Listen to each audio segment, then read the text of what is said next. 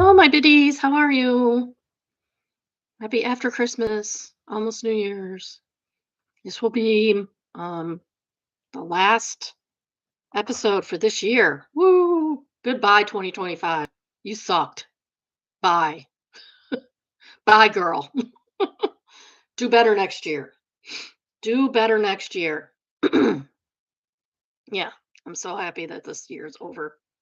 Um Not going to be on tomorrow because my husband will be home and he irritates me if I'm trying to do this.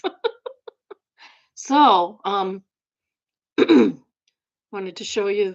I need a new measuring cup. Actually, I probably need to because this is my measuring cup now. Can you read that? No, you can't. I can't even read it, and I'm looking at it live. Look at this. It's crazy. Okay, granted, I've had this for 35 years, but it's insanity. It is insanity. You can't read it. I guess you can read it kind of that way. It's weird. You can't see it enough in the kitchen to read it. So I gotta buy me one of those because I didn't get one for Christmas. Granted, it wasn't on my list. So I do have a reality roundup. One show. A reality roundup. Why? Because I've been doing this. This is my little sorbet. See my little sorbet? Isn't it cute? This is my little lemon sorbet. You want to see my raspberry one? Because I did one of those too. And my raspberry sorbet too. Isn't it cute? It's so cute. I also did. It's gonna be a little different. A little bento box. Look at it. It's so cute. It keeps sliding off the thing. It's supposed to be on there. It's not. But isn't it cute? Don't you like it? It has a little lid. And it has chopsticks.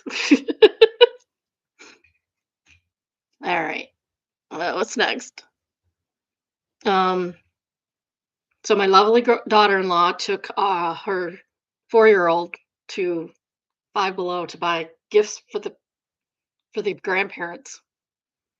And I'm not gonna lie, I'm a little jealous because Oma, the other grandma, got a transformer, and I would really love a transformer.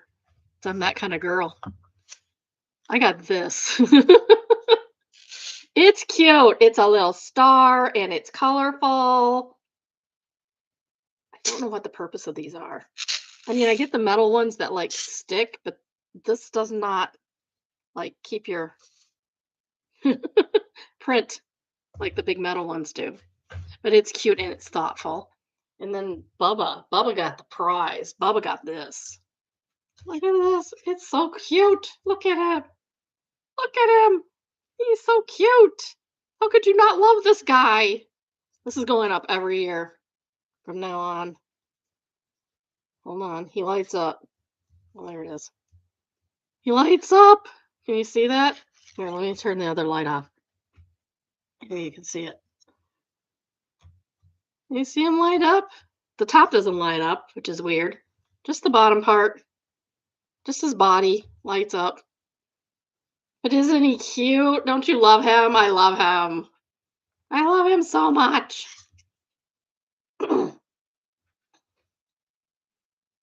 So anyway, so I got a lot of the miniverse stuff to do because no one wanted to get me anything else because they thought somebody else might have gotten it. So I got nothing else on my list.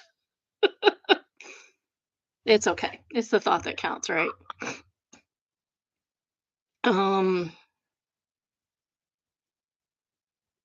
there was something else I thought I was going to talk about, but I guess I'm not. Okay. So uh we're behind on all of our reality TV because I have not had time or energy. It takes me like 2 hours to watch an hour episode, just saying. So it's work, girls. It's work. It's work, my little biddies.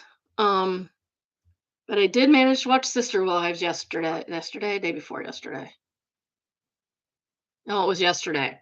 She didn't bring the kids over until noon. So I was actually able to get us a little bit of it done. And then tomorrow I'll be working on next month's um, things, figuring out how many I'm going to do and all that stuff, which got messed up this month. It's okay. Life happens.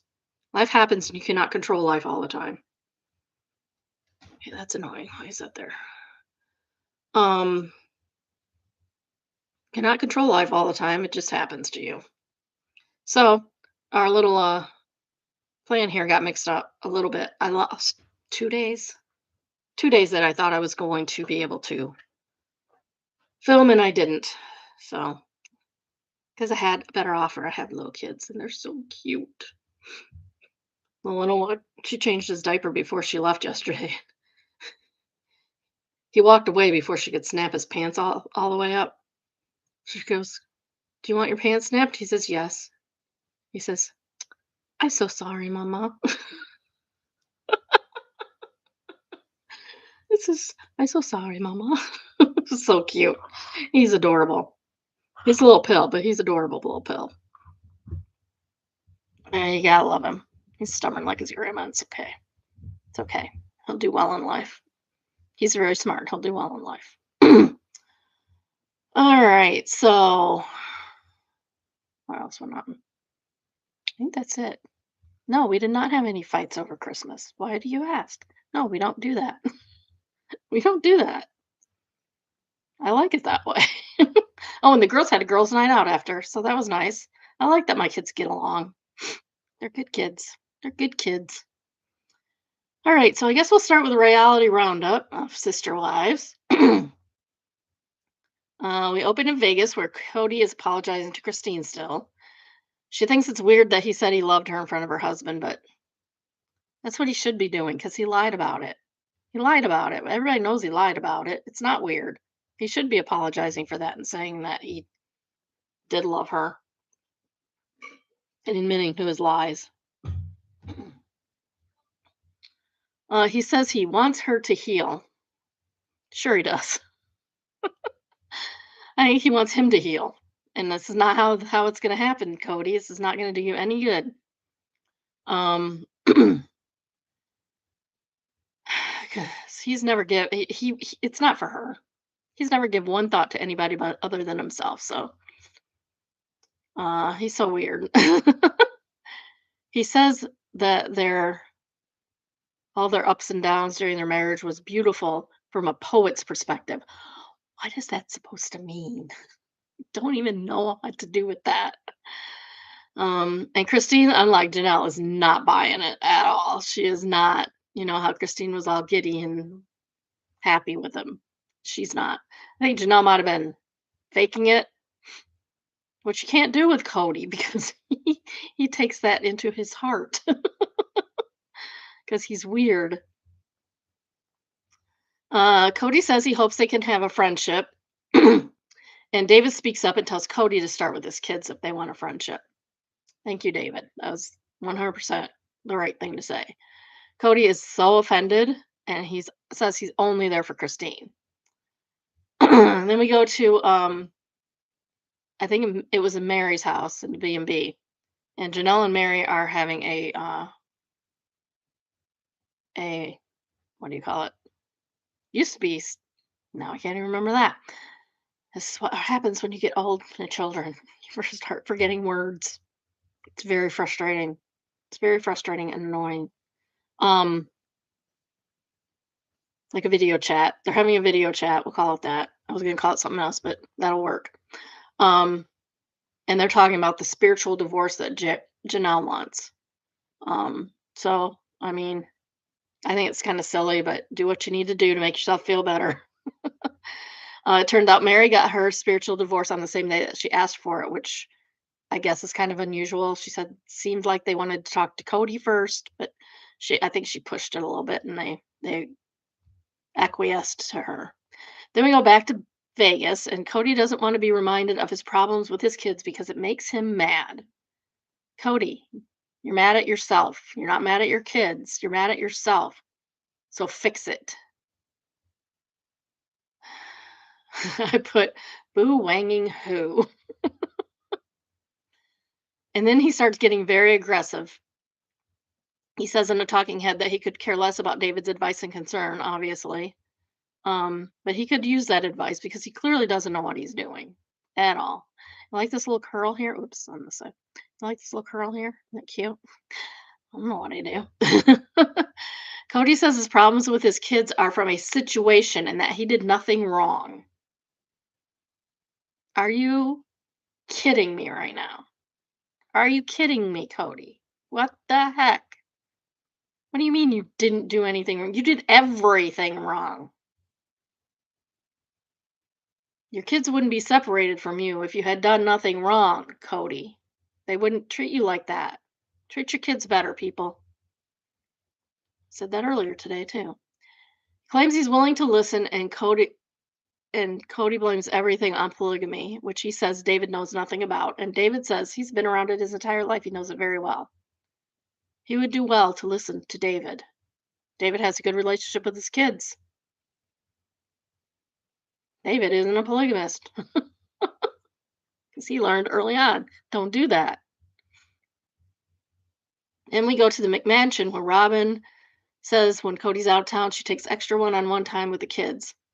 And I mean, of course she does because Cody sucks up all the oxygen in the room when he's there. So how would she possibly spend time with her kids with her husband around? She's making cookies with Aurora, and Robin thinks Cody is being piled on. He's not. He's not. He's just a jerk, and he's getting what he deserves. They're talking about a trip they're going to take because Aurora's boyfriend is graduating basic training. Robin says she wants her to have to experience life on her own and figure out what she thinks before she commits. She's 23. What has she been doing all this time? That's what college age is for. She's past college age. College age goes to 22. 23 if you're getting a master's degree or something or a PhD or something, but most college is done by 22 unless you're like me and you went 2 extra years. But all that time I was experiencing life on my own and figuring out what I thought, you know? What has she been doing that? Why? What's she been doing? What has been holding her back? Because she's still living at home with mommy and daddy. And daddy is not the best. Robin says she has had a burning of the bosom experience in regard to her relationship with Cody. She just sounds like everyone that's ever been in a new relationship, to be honest. Like, dude, that's just lust. It's not. It's not anything prophetic. It's just lust. Robin, who has definitely profited from her relationship with Cody, says a man should not be a financial plan for a woman. Robin, what career do you have that brings in the cash? What careers do your older daughters have? What jobs do they have? Because I've never seen them work. You've never said, "Hey, see you later. I'm going to work." Ever. This side of the camera, none of them seem to have jobs at all. By the way, I'm in my pajamas because I'm having a pajama day, and it's quite nice, by the way. Cody says that he's apologizing so Christine can be free and not held back by the past. Cody, you are not all that. Stuff that ego elsewhere. Christine does not care about you anymore. She's moved on. She's doing fine. She does not need your permission to move on. He wants to do all he can to begin some healing, but not his own, hers. All of these women have been over him for quite some time. The only one still holding on to it is Cody. Christine says that she was over him before she committed to Cody. Because of course she was, because Cody's a narcissist, thinks everything's about him. Christine said she doesn't have a gaping hole in her heart and she's responsible for her own closure. Exactly, she doesn't, and like I said, she doesn't need Cody's permission. She's already done that. David is trying to get Cody to see the bigger picture on what's good for the entire family, and Cody is not interested at all. Not at all. David says he's been to Cody and he understands nothing, and unless he changes, nothing else will. He invites Cody to Moab for a fun time, and Cody's less than interested. Cody may change his mind depending on how his trip with David David to the Las Vegas Speedway goes. Because they have apparently they didn't say this out in the thing, but the next day they were planning to go to a speedway and drive some cars. Um, but if he goes to Moab, he does not want Christine to go with them. Um, Christine is picking up what Cody's putting down and saying that what David says and thinks doesn't matter to him. He's right. She's right. And she's right. What David thinks doesn't matter to Cody at all. He could care less what David thinks. Even though David has a lot of experience and he would do well to listen to David. David says he doesn't compete anymore. Yeah, he does. He does. But it's in a fun way. So it's not like Cody would compete. Cody says he competes with himself. Yep, and everyone and everything around him. Remember Special Forces, Cody? You got beat by a young girl, by a girl younger than half your kids. Sorry, keep bringing that up because I love it. Okay, Christine's out. She's done. She has no more to say. She knows that Cody has more to say, but she's had enough. I get it. I could probably only take Cody in small doses too, which is why polygamy is great for him. It's the only way his family can. It's the only way his family can tolerate him is in small doses. So the plans for the next day, Christine is sure it will be awkward. So they go to the racetrack. David is kissing a car. So weird. Christine just wants to have fun and not worry about last night. Christine's car is orange. That's how the 2-year-old says orange. It's his favorite color. So BW would love it. They have her go first to set the time of beat. She says it was insane, but she looked like she was having fun. She looked nervous, but she does look like she was having fun at the end. She's keep Cody at a distance in case he comes up with stuff like last night. He says that no one should ever mistake that they're together. Dude, no one is looking at you that hard. Nobody cares if you're together or not. Why would anyone do that? It's so weird. Like, just because you're standing next to a woman, you think they're together? Come on, dude. Again, narcissist. So they're doing a bunch of talking heads and they're boring as heck. So I didn't even put them in. So they kind of flash to the scoreboard at the end. Cody did really well.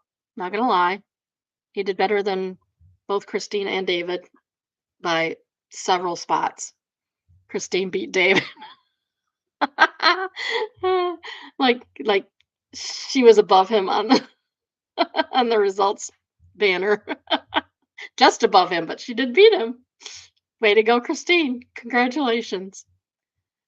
Okay, and then Cody is back at his hotel. He's meeting with his friend Brian, and he was the officiant at Brian's wedding, so they're pretty close.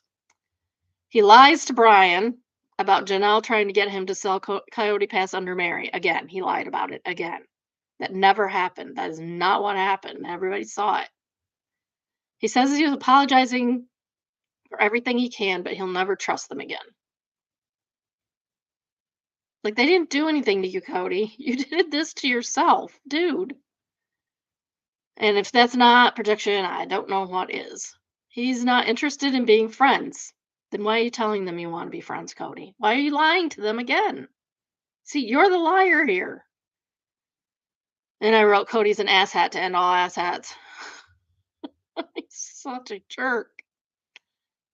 He says Robin doesn't exist to the exes. I think she does. I think she does. Then he has some weird stuff to say about trust. I didn't get it. Bleh. Just him word vomiting all over. So then we go to Padawan, not Padawan. Parowan, where Mary is talking about meeting Cody with her buddies, Jen and Amber. Jen says, why bother? Jen says, I love you. I do the best to listen and not judge. But what the wang are you thinking? Saying, okay, sure. She then asks if Mary will put it on a speakerphone. Can you imagine Jen and Amber listening in?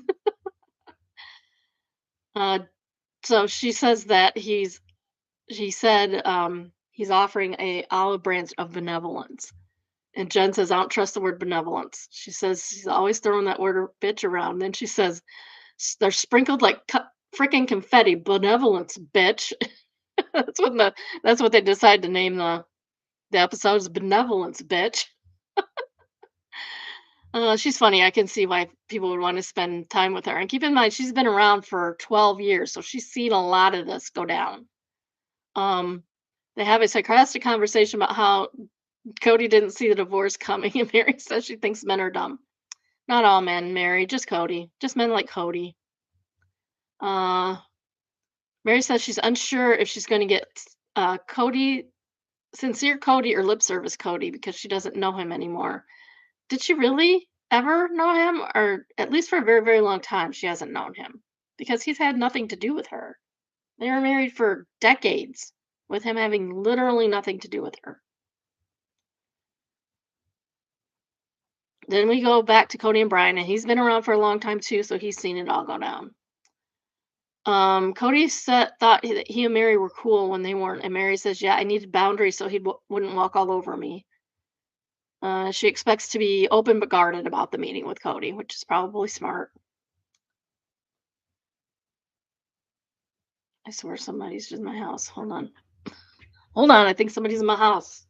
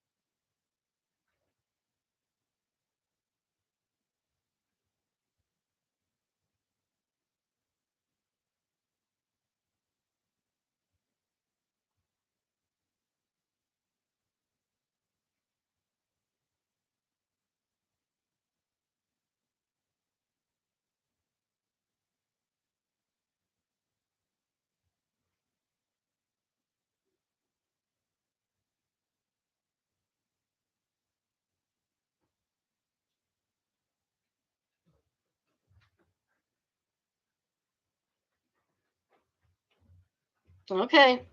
He either came in and dipped really quick. I don't know why my door was closed. And or it's the dishwasher. I don't know what that was about. All right.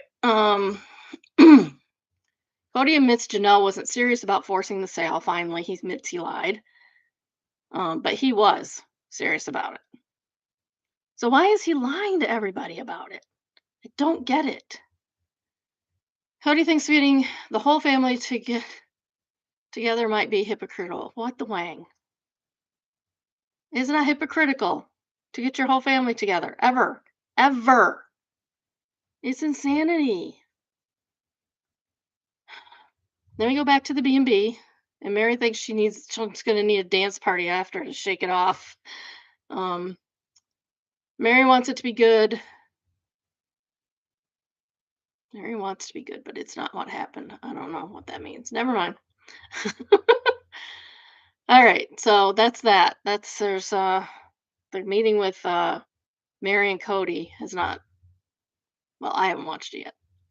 Also, remember to, if you're in Michigan, please go to change.org and put it in there. Yeah, edit the notes on the. Do you know you could do this, folks? While you're streaming. Okay, let's see. So the Rebecca Park Act is up there. The link to it. If you're in Michigan, please go sign it. It gives extra protections to adult children of child abuse when their parents continue to abuse them in adulthood. It's very good. All right, so I guess we'll get to our Reddit reads unless somebody has comments or anything.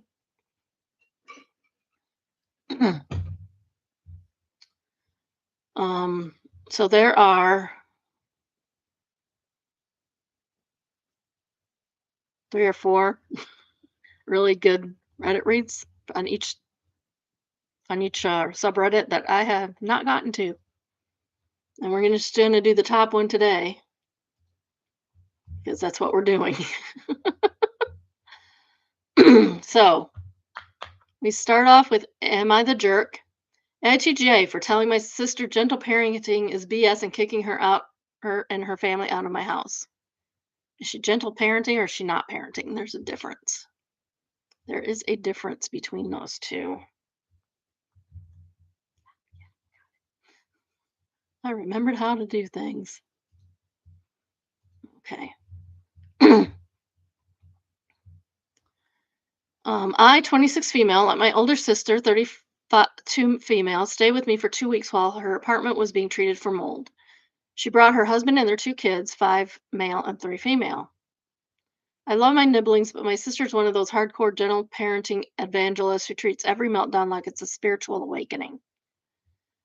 From day one, the kids were jumping on my couch, throwing toys, and smearing yogurt on my walls. Normal kid stuff, sure, but every time I said something, my sister would get down at their eye level, like she's hosting a TED Talk for toddlers, and go, "Sweetheart, what's your body trying to tell you right now?" Okay, yeah, that's kind of ridiculous. You just tell the kid, no, that's not gentle parenting.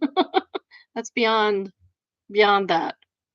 Girl, your kid is telling me he wants to ruin my furniture. Final straw, her son poured an entire jug of orange juice on my rug to make a lake for the dinosaurs. When I told him we don't do that, my sister literally shushed me and said, "Don't correct him. It disrupts his autonomy." No, that's not how autonomy works, dude.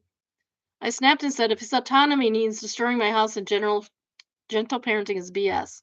She's not wrong there. She guessed like I slapped her with a Bible. We argued. She said I was undermining her values. Honey, you don't have any values. You're letting your kids get away with murder. It's theoretical murder, not real murder. I said I was tired of living in a daycare run by vibes only, and I told him they had to leave by the weekend. She cried. Her husband looked relieved. They packed up and left early. Now my mom is calling me insensitive and saying I disrespect my sister's parenting style. Sister isn't talking to me. AITJ for kicking them out and say gentle parenting is BS. No, her parenting is BS. Gentle parenting is not. Gentle parenting just means that um, you try to be positive about your parenting instead of negative. Distraction, if you can do that. Throwing a whole jug of orange juice on the carpet? No, no, there would be consequences for that. And there should be consequences for that. And it's not, kids don't have autonomy anyway. They're kids. Like, are you gonna not bathe your kid because of their bodily autonomy? Seriously? Silly. The thing is that people take everything too far. People take everything too far. Not all people, but there's gonna be somebody that takes it too far. And this person is taking gentle parenting too far. Gentle parenting does not mean there are no consequences for your actions. She nuts. Anxious robot had the highest rated comment, and it says disrespecting a parenting style implies that there was actually some parenting happening. Right? Electrical welder answered the inmates are running the asylum because no one's in charge.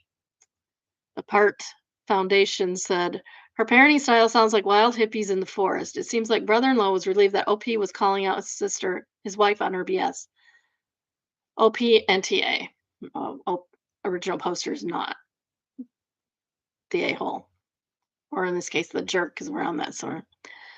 Let mom take them in and leave the kids to make a dinosaur pool in her best wine with her best wine on her favorite rug and see what she says then. This woman is raising her kids to be feral. Yeah, I pity the teachers that get these kids in school.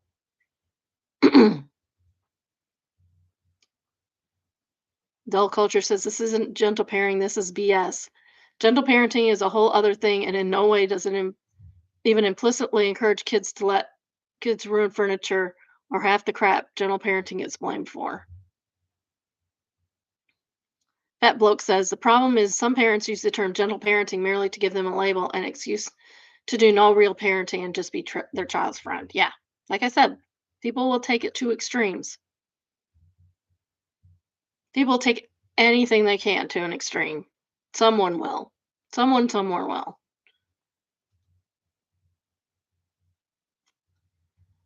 Alrighty. Next we have entitled People, entitled The Man Who Tried to Ruin My Mom and Dad Wedding. So this is in the UK, because or somewhere like that, because that's where they use mum instead of mom. And it's a small story. So my parents married in 1980. For the most part, went off without any issue, apart from my dad's step uncle. I will call him Dan. Dan was the kind of man that if the attention wasn't on him, he would do something to get attention. So Dan's name is Cody. He was also a prick who once pushed his daughter daughter's birthday cake into the bin because she was having too much fun. His exact words. The He did not proofread this. Let's just say that. So come 1980, my parents' small village wedding in the UK. Dan decided to fake a heart attack and try and get my grandfather, my mom's dad, to drive him to the hospital. My mom's standing there in her wedding dress waiting to be walked down the aisle, and Dan insists it's a heart attack. What a jerk. My grandfather was a firefighter, my mom was a nurse, and there were 6 doctors in attendance. None of the GPs agreed to drive him to the hospital. Dan suddenly felt better and said it was indigestion, and the GP was having none of it and insisted on taking him after all. What kind of doctor would he be if he didn't make sure Dan was okay? Dan got to the hospital, missed the wedding and reception, and then had to deal with my dad and his brother, who were both incredibly angry that he had pulled such a stunt. Dan later said something to my mom about after my granddad died that got him banned from all family events, and everyone either went no contact or low contact, and he was a very terrible person, but that stunt was just funny because it failed. Mom and dad saved a piece of cake for the GP who had taken Dan. Thank you, doctor. Thank you, doctor. Top comment got removed. I don't know why. Oh, they probably said it was AI. Imagine being so miserable you ruin your own daughter's birthday because she's having too much fun. Who the F does that? This guy, Ebenezer Scrooge. There's Misery Love Company, and then there's Dan. I'm so happy he missed the wedding. Haha on you, Dan. Dan. Oh no, Daniel. If you know, you know. I worked with a guy named Dan. Not the best guy. Not the best guy. Okay. Next we have What Should I Do? And it's entitled, My Husband Has Been Getting with My Daughter Behind My Back. What? Okay. Husband is 40 male, daughter's 22 female. They are no relation to each other. So it's her stepdad. Still bad. No, don't do that. I found out a few days ago because I used my husband's phone to text my daughter after mine had died, and seen strange texts between them. One saying something along the lines of, "Let me know when your mom's gone so I can drive back over." Sent at the time he should have been at work. I've also seen some strange things over the Ring doorbell, like them touching intimately. And finally, the thing I found that is making me believe it is even more is I found a pair of my husband's worn underwear in her bedroom. When I asked my daughter about it, she explained that she had a boy over and that he must have just worn the same brand. All of these facts are pointing towards the same situation. I just don't know what to do about it anymore. What should I do? Update. One day after I uploaded this post, I decided to take our camera doorbell off the door to charge it and set it in the living room under some clutter. Then a few hours later, while both my daughter, husband, and I were sitting on the sofa watching TV, I stated that I was going to the store and then over to see my mom, and I would be back in a couple of hours. Which I did do, but when I got home, I reviewed the footage on the doorbell, which confirmed my suspicions about what has been going on. On Wednesday, I decided to contact my lawyer about this, and in conclusion, got divorce files ready, thinking about how to confront my soon to be ex husband, who I for now will be called Steve, and daughter. Daughter's in parentheses, so no longer her daughter. 2 days later, on Friday, I sat them both down and I could already feel some tension in the room. First, I stated to Steve that I had already spoken to my lawyer and that I wanted a divorce, and then stated that I knew what had been going on between them, etc., about how affronted I am. I asked them how long it had been going on for, and all I got was blank expressions and not one word. What I didn't expect was my daughter standing up and confessing that she was full blown in love with him and didn't care about the age gap and how disgusting it was, etc., that she wanted to be with him and begged me not to get the police involved. Steve just sat there saying nothing. How old is the daughter? She's 22. Why would the police be involved? She's 22. I mean, she is an adult. She can't have a relationship with her stepfather if she really wants to. But ew. Ew. And he should have never done that because he's the adult, the adult in the situation. Steve just sat there saying nothing. Far as and as from then, I haven't heard anything from my daughter and from Steve. I've also heard nothing except from having to communicate briefly about the divorce. At that point, I couldn't take it anymore. I left the house and went to my mom's, where I told her everything, and she is now helping me a lot. I also opened up to a few friends of mine about it who are helping me tremendously, which is now makes me wish I didn't do this sooner. As from this point, the divorce is ongoing, and I think that's all I can really tell the public. I'd like to say thank you and for all the help and support of everyone online. I really do appreciate it. To husband privately, you might as well give it up now. She told me everything. To daughter privately, you might as well give it up now. He told me everything. True. And consider legal advice before bringing them down. This is before the update. Um, so solid advice to um, get legal advice before confronting them, which is what she did, and she did the right way. Take notes, people. Take notes. That's how you do it. Okay. Why did it do that? I don't know. I'm clicking places I shouldn't be clicking on my computer. It's all me. It's all me on it, to be honest. To be honest, it's all me.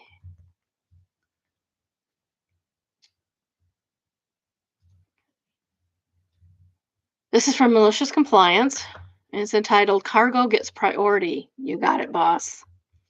Hello, I'm writing this as it's happening right now. I work as a ramp agent in a regional airport in Europe. We've been suffering a worker shortage for years now, but it has finally become critical. We do not have any more the personnel to operate all the flights. Our most paying customer is a famous cargo company, which is really picky about rules and such.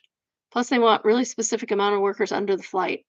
In order to cover that, for our boss told us if you are called for cargo, just drop what you're doing and run the cargo. They are our top customers. We have to give them priority. You got it, boss. Today we have some sicknesses because it's winter and that's what happens. So we had to pull everybody from all the other flights. The flight I'm currently under could have been finished in 3 minutes and will now be delayed by I don't know how long. Have fun with all the complaints from all the other companies. P.S. English is not my first language. Sorry for the mistakes. Update. As of 6:28, all the doors are closed. Sadly, the aircraft was supposed to leave at 20, so it's only 8 minutes left. So the slot was lost. New slot will be at 7:04. 1 hour delay. That stinks. Looks like it's only half an hour delay. Update 2. It's malicious because what we used to do was leave a guy behind with the ramp agent, me, to finish the loading. We are not doing that anymore because management says just drop what you all are doing. And honestly, both guys and me are pissed to always run and make an effort for garbage pay to see more and more seasonal colleagues left home at home because there isn't enough work so that we always have to run and do work unsafely. Tarlin says it's DHL. Is it DHL? I bet it's DHL. OP says fair assumption, but no. Not necessarily that malicious, but nice to see a real story. Please let us know what happens. Yeah. I mean, it's going to come down to somebody's going to complain that they didn't, um, their stuff didn't get out on time. That's what always happens. Someone else will complain. Sorry, I gotta adjust here. That's better. Believe it or not, that's better. Um,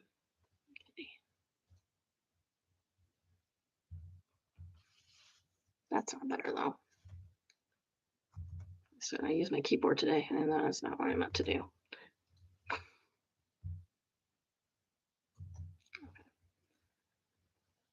All good now. Um,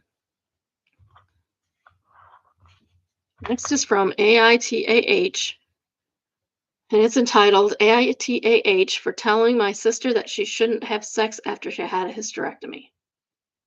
Um, are we going to get an AH out of this?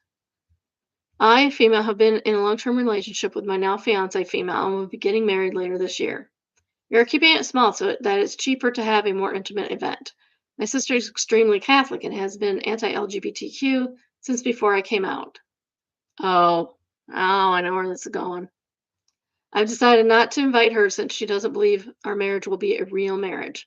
For context, she's married, and although she always wanted kids, she had to get a hysterectomy for medical reasons. One of her religious arguments for being against LGBTQ and gay marriages is that they cannot produce life. Neither can hers. Neither can mine anymore.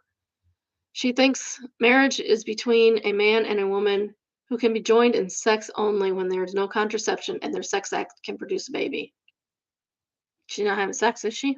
Because that would be hypocritical. Since she has been so against my future marriage, I asked if she still has sex with her husband. She was offended and said that's none of my business.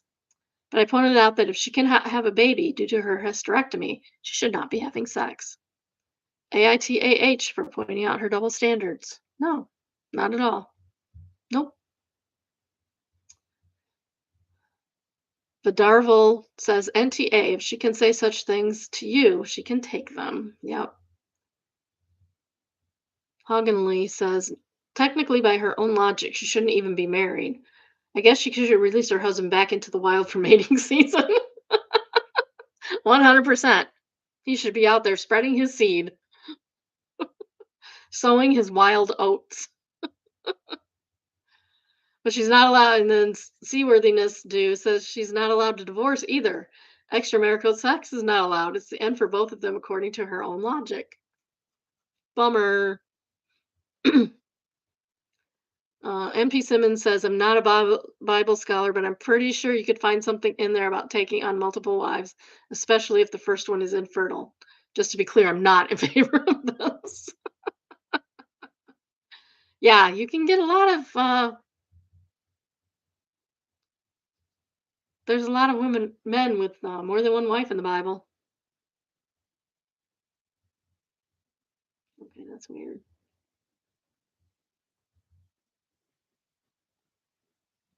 Oh, forgot to close it. All right. I know what I'm doing now. Sorry.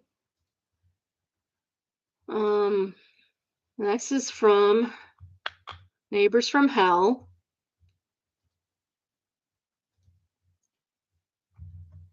It's because it's the last one, and I haven't not doing anything for later this week. I'm just doing it as I go. I'm dating it as I go.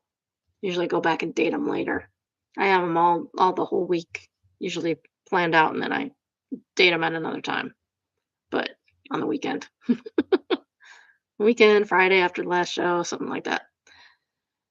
Okay, Neighbors from Hell, entitled Creepy Downstairs Neighbor Keeps Pounding on My Floor Thinking It's Me, but it's my next door neighbor and their kids. Today I got fed up and cussed him out. Well, that's probably not a good idea, dude. Why didn't you just talk to him the first time he did it? New guy, probably in his 60s, moved in a few months ago. Occasionally he'd hit my floor, even if I'm just walking or doing mundane home activities like cooking, cleaning, running dishwasher, etc. This morning was just having my coffee, sitting down, and I noticed the neighbors next door to me sound like they might be moving furniture or something. Mind you, they have kids as well, and sometimes I can even hear the noise. Clearly, it doesn't bother me. Anyway, he hit my floor repeatedly for a minute, which set me off. That's kind of atrocious. So I went down and knocked on his door and asked what the deal was. I told him I'm just sitting down, and before I could explain the neighbors, he says, Get the Wang out of here. This is when I flipped up and said, Wang you get out. Why didn't you buy a wanging house if you want total silence? Stop pounding on my goddamn floor. Anyway, he felt bad and apologized, whatever. Anyway, since then, he keeps peeking out his blinds every time I come downstairs. Or when I come outside, he'll come outside and stand by his doors. Wanging weird. Yeah, that is weird. He should just be ignoring you now. He should apologize. Sorry, I'm stupid. And I will stop doing it. And then leave her alone. Breaking String says now, so now he can know when you're away and hear that it's the neighbors making a ruckus. This is good. Krakenheimen says, I continue to secure the upper hand. Don't let up until it crumbles. Oh. So, yeah.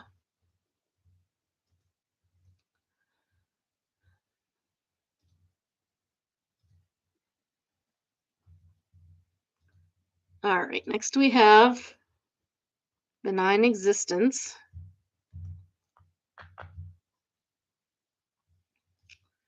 Entitled, My cat snuggled me until I fell asleep and then snuck away like a parent. I feel so loved. Last night I was struggling to sleep and couldn't seem to kick the unpleasant thoughts. Been there, done that, got that t-shirt.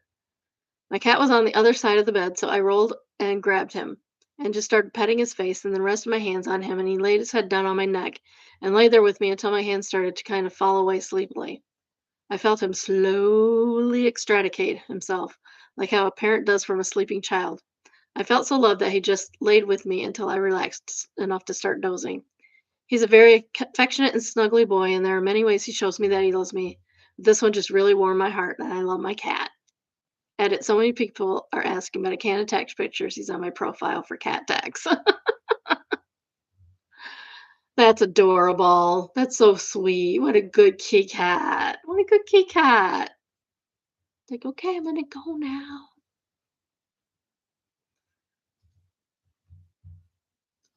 Okay, next up, we have Just No Mill. Mill expects me to cook Thanksgiving dinner after working a 12-hour shift. Oh, heck no. I need the whole day before. I need the whole day before. Not after 12 hours. No. Mm-mm. Not happening. Mother-in-law can fix the meal. My husband told me his parents were interested in visiting for Thanksgiving a few weeks ago. They live far away, so he wanted to check with me before telling them yes. I gave the go ahead and they booked flights. Well, mother in law called me yesterday asking if I was going to be a burden cooking for four instead of two. I told her I was absolutely not cooking because I work from 6 a.m. to 6 p.m. Thanksgiving Day. Mother in law should be cooking and welcoming her daughter in law home at the end of her workday, and they can eat at 7. I offered we could order in or I'll go out together, and she got angry and said we couldn't go out on a family holiday. Yeah, you can. Matter of fact, on Saturday, we had KFC. We had KFC, so we had Chinese Christmas. So suck it, Jacksons. I think that's what I forgot to put at the beginning. We had KFC. It was good KFC too. I haven't had good KFC that good in ages. They've been like really dry for the last couple years, like since before COVID. I haven't had a good KFC. And it was good. So props KFC. Suck it Johnston's. We know how to Chinese Christmas. They stopped celebrating all holidays when their oldest son moved out. They don't even celebrate at their own house and they expect you to make them a meal after like what time do they expect you to eat? Like you get off at 6 p.m. on Thanksgiving Day. It takes a good 8 hours. A good 8 hours to cook a whole meal. They expecting to eat at what, midnight? 2 a.m.? What? Literally, no more traditions, no more birthdays, no birthday presents, Christmas or Christmas presents, nothing. Well, that's horrible. What a way to live. Nothing at all for their younger son, my husband, since he was 14 on. Oh, poor kid. Family holiday, my butt. I reiterated that I was not cooking and we hung up. Well, Mill and Phil called me together tonight to discuss Thanksgiving. Mill insisted that I need to prioritize a meal for Thanksgiving, suggested that I get up early to prep things. Get up early. She has to be at work at 6 a.m. That means she has to be up like 4 because it takes me at least 2 hours to drive half an hour to work. And then, the other hour and a half is getting ready. It takes things slow in the morning sometimes. You got to make coffee. You got to eat breakfast if you're a breakfast eater. You got to take a shower. You got to let your hair dry. You got to let your skin dry. You got to scroll on TikTok for a while to calm your nerves. Oh, mother-in-law insisted that I needed to prioritize a meal for Thanksgiving, suggesting I get up early to prep things, set the rolls out to rise, put things in crock pots before work, and then right when I get home, I could finish cooking. We could eat at 7:30. No, you're not. I asked what they and my husband, who has the day off, would be doing all day. She said she could check on things and make sure nothing got burned while I was gone. This lady needs to be cooking for her daughter-in-law. Oh my goodness. My husband must have heard me trying not to lose my cool because he swept in and took the phone. He told his mom how much he misses her cooking and how he'd love to learn some of her recipes to make on his own. What a guy. Can I just say this? Green flag for the hubby in this. Green flag. You go, guy. You go. She got so excited that they made plans to prep and cook every single meal for the visit together so he could learn her cooking style. He's at the store buying everything on her list. What a guy. I love this guy. He's very good at putting family in his place and protecting me. I especially appreciate him turning the attention to him instead of defending me for not cooking and making me the bad guy. I'm the breadwinner, and they still always expect me to cook and clean for my husband, who works less hours and makes less money. But I am the wife, so that's my job. I'm not sure I'm going to survive the next 5 days. Yeah, I hear you, girl. Oh, but you picked so well. How did his mom produce this wonderful man? Probably from denying him things he should have had. That's how. Like Christmas presents from the age 14 on. Cool organization says you are very patient and kind to even entertain any of this. I'm glad your husband is handling it as he should. Background suit said that was a smooth move from your husband, but yeah, I would have been struggling to keep it together in too. And your says that's outrageous. And her being like, get up earlier. Like you already have a 6 a.m. start. How much earlier did you expect you to get up? And how long is that turkey going to cook? You can only cook a turkey so long. Just saying.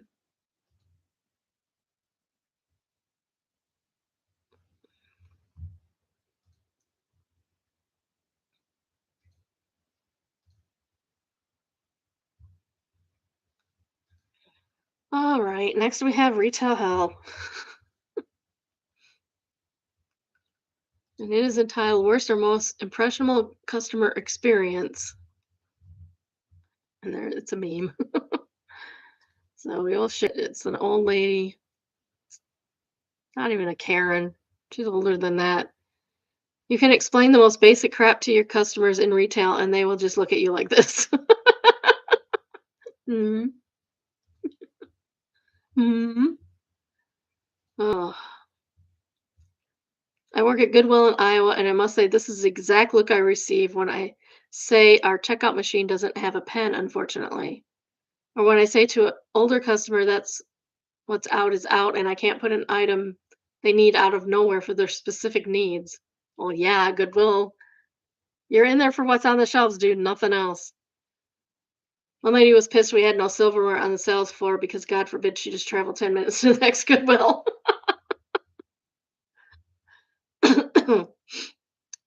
Lil Devil says, I work at Home Depot store and I get well, it says zero on hand. Can you check in the back? No. I, s- I then tell him we don't have a back room. It's literally empty shelf space for the pallets when we get a truck in. Can you still go though? Sure, ma'am. 0 on hand means we're out of said product and we are waiting for shipment. So can't you check in the back? Bane's had on nearby wall. Yeah, that's about it. And Home Depot, I have worked at Home Depot. I had a shelf, but it was all candy. There's candy in the back if you'd like candy. There is, probably. Not a lot, but there is probably candy in the back. There was not a whole lot back there. Everything's out on the shelves. Mostly what's back there is pickups waiting to happen. Tofu Queen says that's when you disappear to the back and hope they leave, or go back there in 5 or 10 minutes, take a breather, come back and say, I looked everywhere, it's just not here. Yeah, exactly. It's like checking with your manager when you know the answer, or when your manager's not even there. I've done that. Like, yes, I'll check with the manager, I'll see what she says. Go twiddle my thumbs for 5 minutes. Nope, I'm sorry, she says no. That was the answer. That's the answer she's gonna get. Although sometimes I would say, so and so's on the phone. They want to know if they can do thus and such. I told them no already. And she said, yeah, the answer is no. I said, well, they want to talk to you anyway. It was fine if it came from her. If it came from me, might as well not have even talked. May as well not have even talked. Okay.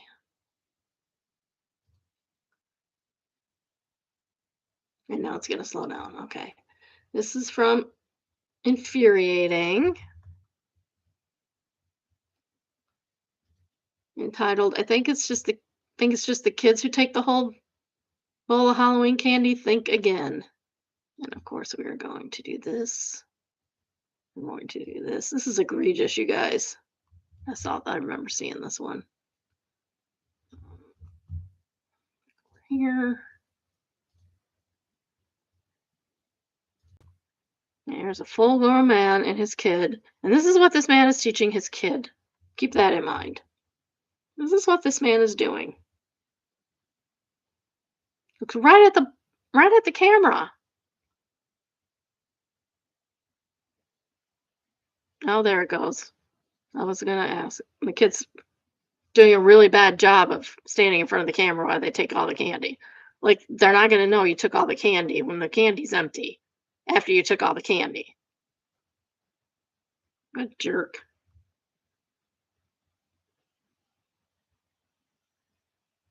That's just rude. Why would you do that? Now the next kid doesn't get candy. That's mean. Stop doing things like that.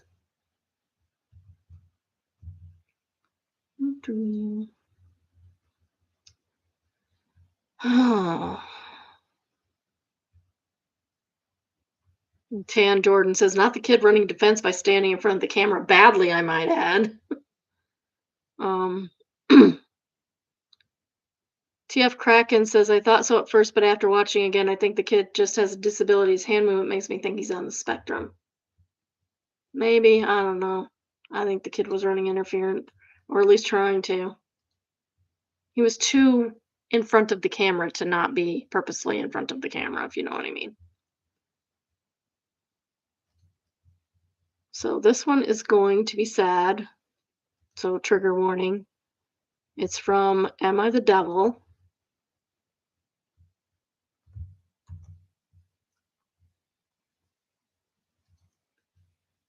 It's entitled Told Girlfriend Not to Abort, Now Stuck with Baby.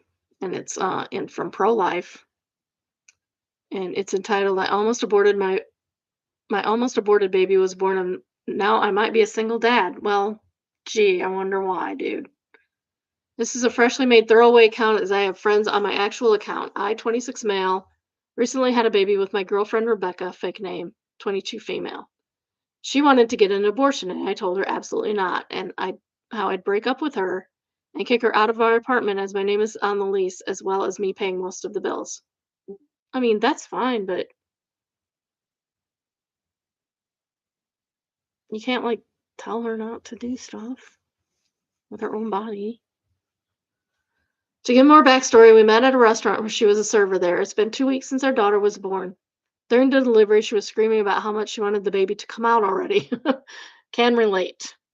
Done that couple times, which honestly seemed reasonable because I hear how painful birth can be.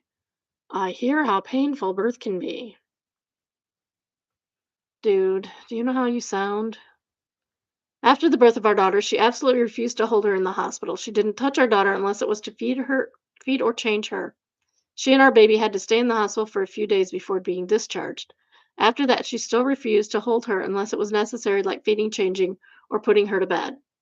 Yeah, your girlfriend has postpartum depression because you forced her to have a baby she didn't want. Don't force people to have babies they don't want. It does not go well. It does not go well, especially for the kid. Otherwise, she'd give her to me and let me take care of her daughter's crying. I don't know what got into her and she's acting different.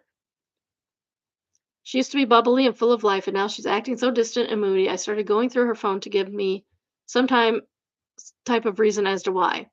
I looked through her search history and saw that she was looking up apartments in a different state, so I assumed she wanted us to move, and I didn't think much of it as her childhood friend Anna lives there in that area as well as her parents. Now, this current situation, I woke up to the other day, find the house nearly empty.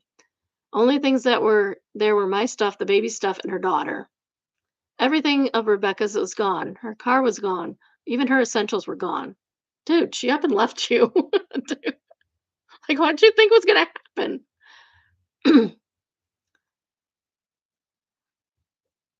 I tried to call her multiple times and immediately went straight to voicemail because she got you blocked, dude. I looked around and picked up our daughter when I noticed something taped to her crib. It was a note she left for me. If you're reading this, Rebecca, er, if you're reading this, OP, I'm gone.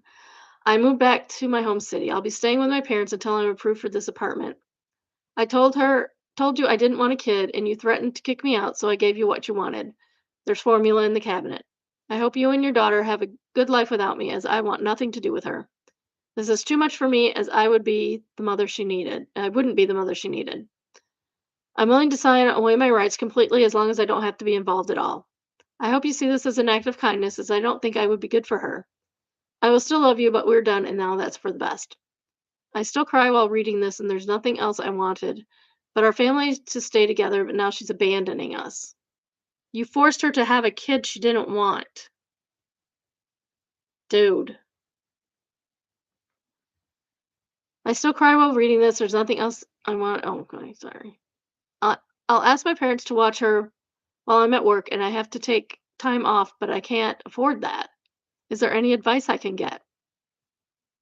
Well, not any in the current time. I can have some retrospective advice for you.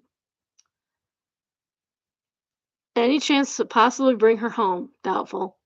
I think there's something seriously wrong with her, maybe postpartum depression that's making her act irrational. Or you forced her to continue a pregnancy she didn't want to have. What can I do to fix this? I think my daughter has sensed her mother is gone and she's crying a lot more and is sometimes refusing her bottle. She was breastfed to give context. Just a way to rub it in. That's awesome. Good girl. I just need advice on what to do. Do I report her missing? Obviously, the kid's going to suffer for this because of your cruelty. Edit. So, unfortunately, people think I'm rage bait. I apologize if you think that way, but no, this is a genuine situation that I'm in. I asked for advice. I don't know what to do to answer some questions. Did you coerce her and getting pregnant? No, I did not. At least in my eyes, I gave her a choice of us breaking up. But clearly, if she was going to abort our daughter, we didn't need to be together.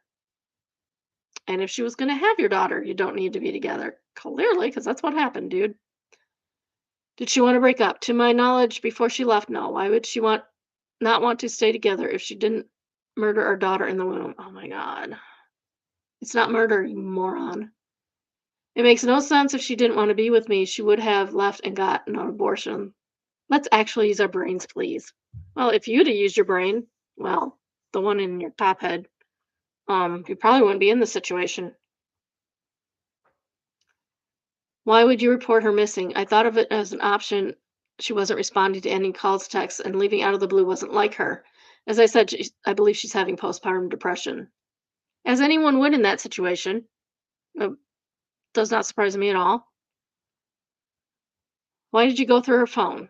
Because I was concerned if anything was wrong with her, I wouldn't go through her phone because I don't trust her. Even then, we used to regularly go through each other's phones out of habit. I don't mean that in a toxic way. I mean like photos or random texts with parents or seeing what we added to our wish list type of looking. We trust each other like that. We didn't care about the other one going through our phones. It wasn't a breach of trust if you get what I mean. Are you going to take care of your daughter? Yes, but it will take a babysitter while I work. I have to explain to my boss that I'll need to transfer to home bus work in the meantime. Update. Doesn't say when. Hello, I haven't touched this app in a few days, maybe a week or two. I want to say thank you all for this advice and support I've gotten. I've gotten some hateful DMs, but some of them aren't even worth reading, especially from the people they're coming from. Some things have happened. My daughter's successfully being bottle fed. Well, of course she is, otherwise she'd have starved. I use both breast milk and formula now. I'm in a local group that has mothers donate any extra breast milk the bodies produce for parents who can't access breast milk. In my opinion, she prefers breast milk over formula. She's a good baby. Of course she does. I personally use formula at night for her. She officially has a babysitter as well. My parents still want to watch her sometimes as they miss their granddaughter. My ex did eventually return my calls, and we talked on the phone and spoke for hours on my day off. She expressed to me how she did love me, but she doesn't want a kid and is now living her best life without my daughter. We discussed signing her rights away as she doesn't want to pay child support, nor does she ever want to see my daughter. I told her she could think of it that way as long as we stay civil. She won't have to see me or my daughter. She didn't want to have a kid. People who don't want kids should not be having kids. Hello? This is not rocket surgery, dude. Let's use our brains here.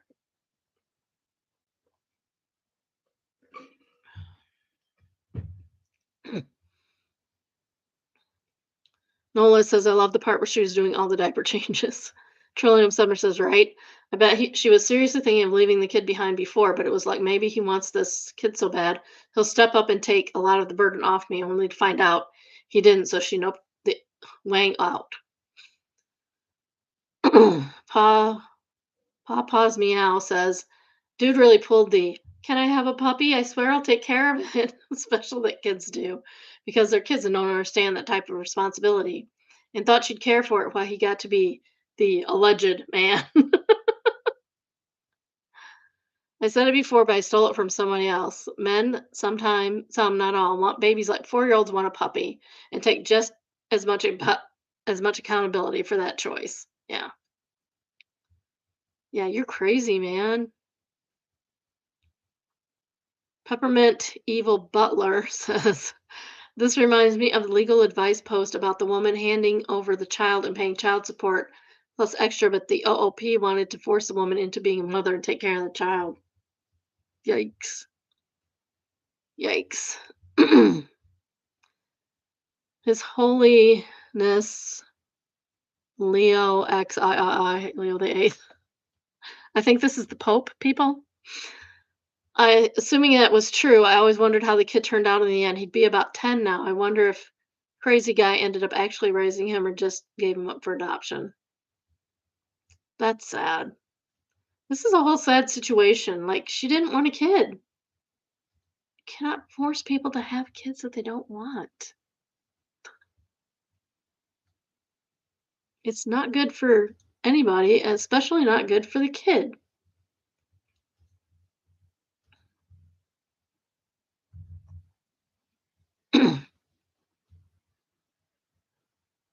And the kid has to deal with it the rest of their lives.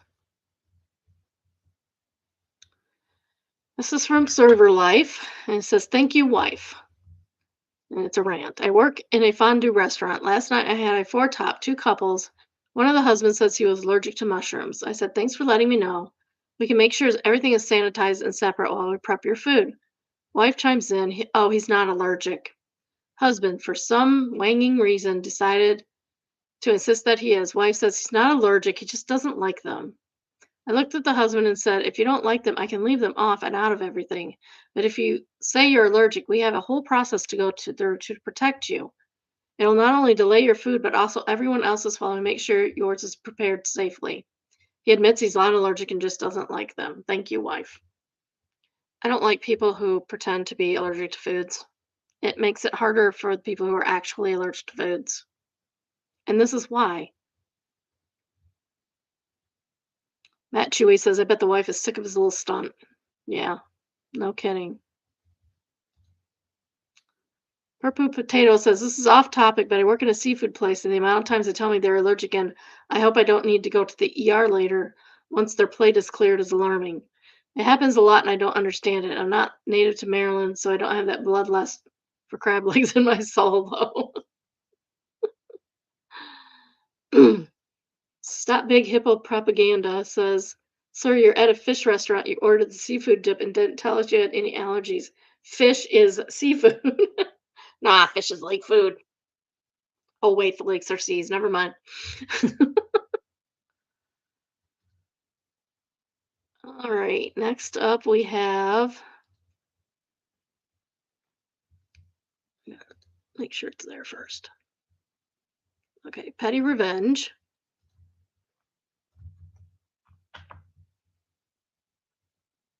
And it is entitled, Guy Kept Cutting in Line at the Coffee Shop, so I made his morning routine miserable. Good for him. I love this for him. I do. Don't cut in line, people. This coffee shop I go to every morning before work. Small place, usually has a line of five to six people. This one guy would show up, see the line, and then pretend to just remember he needed to ask the barista a question. He'd walk up to the counter, ask something stupid like what size medium is, and then conveniently just order while he was up there. And the baristas let him get away with this? He does this at least 4 times that I witnessed. Nobody ever called him out because confrontation before coffee isn't worth it. True, true. I get it. You don't need that before you're learning caffeine. So I started playing the same game. Whenever I'd see him walk in and start heading toward the counter with his I have a question routine, I'd quickly step out of line and beat him to it. Then I'd ask the most annoying, time consuming questions possible. What's the difference between a latte and a cappuccino again? Do you have oat milk? What about almond? Soy? Which one froths better? Can you explain your whole pastry selection? Then I'd say, oh, actually, let me get back in line and think about it. And then I'd go back to my spot. He'd be stuck standing there looking like an idiot. After about a week of this, he just started waiting in line like a normal person. Problem solved. Haven't seen him try to cut since. And Tickling the Taco says, well played. Well played indeed. Yeah. OP says, the key was matching his energy. Once he realized someone was willing to be just as petty, the whole act fell apart pretty quick. I can't believe the baristas let him get away with it. I'm going to understand one time. One time. But the second time, it's like, sir, please go stand in line and wait behind everyone else. And if he has a problem with that, then I guess he gets kicked out. Rest that says a tiny amount. This is the second top comment. A tiny amount of confrontation usually is enough. Once I was standing in line at a tourist attraction in Berlin. The line was made up of people clearly not from here, so there was a lot of cultural differences there. A couple cut in and started taking pictures, so I just loudly started booing. Apparently, the people in line were super tired of cheats because even the shy looking Asian girls in front of us started booing until the couple left. Petty works, but booing is forever. Also, it's fun. I might. I'm going to have to remember that one. Boo. Oh, and suddenly, just like that, it is time for expectation versus reality. You knew it was coming, guys. Come on. You knew it was coming. Okay. This is entitled "I Tried to Make It Rice Krispie Turkey." And let me get it's a dessert turkey, clearly. You got your, oh, there's several here. This one has what looks like Reese's Pieces, and this one has candy corn. And then there's these little Rice Krispie turkeys. So what are we gonna get? Do you know what you're gonna get? I don't have any idea. Oh, that turned out really good. Oh, it looks like she cut out some Starburst to make the corn and peas or corn and carrots. She needs some green M&Ms for the peas. That looks really cute. Good job. Oh, there's another picture. That is a really good job. I like it. Nice going. I do not have my own expectation versus reality today, but I do have my little spiel. If you have not already, please like, subscribe, and turn on your notifications. I try to go live 4 times a week, usually about noon Eastern time. If you have a story of your own or come across a good one in the wild, please make sure to send us an email entitled submission. If you would like an email link to the day's current live, send an email entitled subscribe. The email is biddybrunchbunch, all one word, at gmail.com. And the address is also in the subscription. Also, tell your friends, tell your family, tell your worst enemy. They might learn how to behave a little bit better. Because clearly, if they're your worst enemy, they are not nice people. Then we have a real estate. I like the real estate one. Everyone seems to like it, even if when they can't like actually watch. Just cute. It's perfect for anyone that hates people. Oh, sign me up. Sign me up.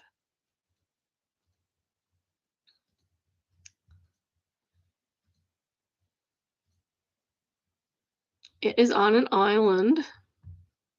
You get to buy this beautiful island. This is Sheep's or Deer Isle. ME. Is that Maine? I think Maine. It is $8,000. 5 beds, 4 baths, and 3,600 square feet, and an island.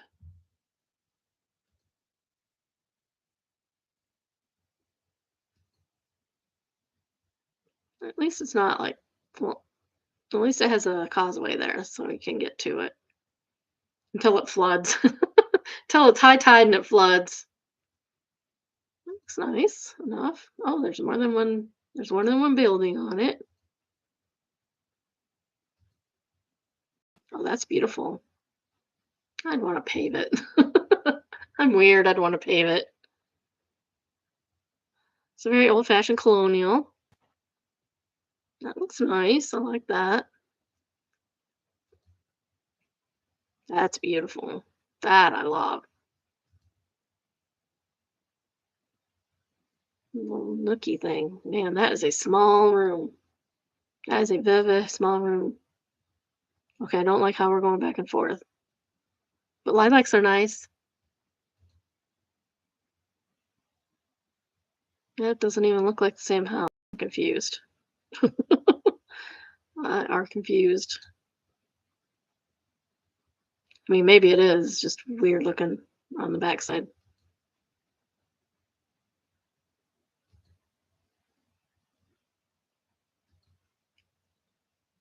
Well, nook. They're showing more views than house. Kind of concerning. Floor's nice.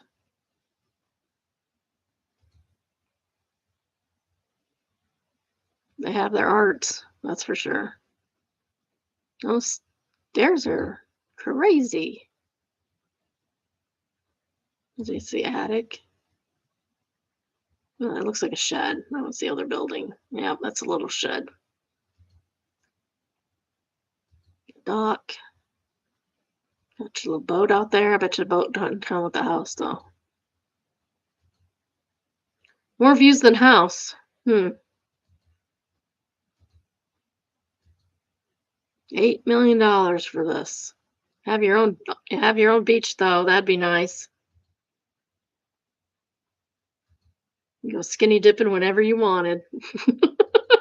No matter how bad you looked. Even if you looked like me. Sunrise.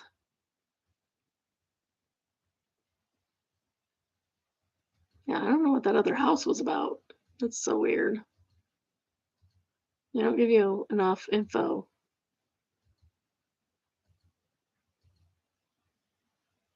Admittance to guests only.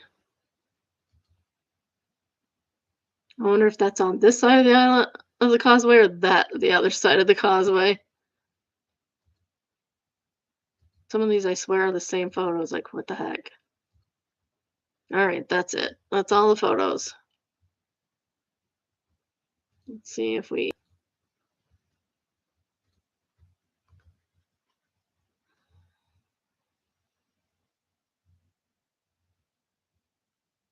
5 bedrooms, 4 bathrooms, 3 full bathrooms and 1 half.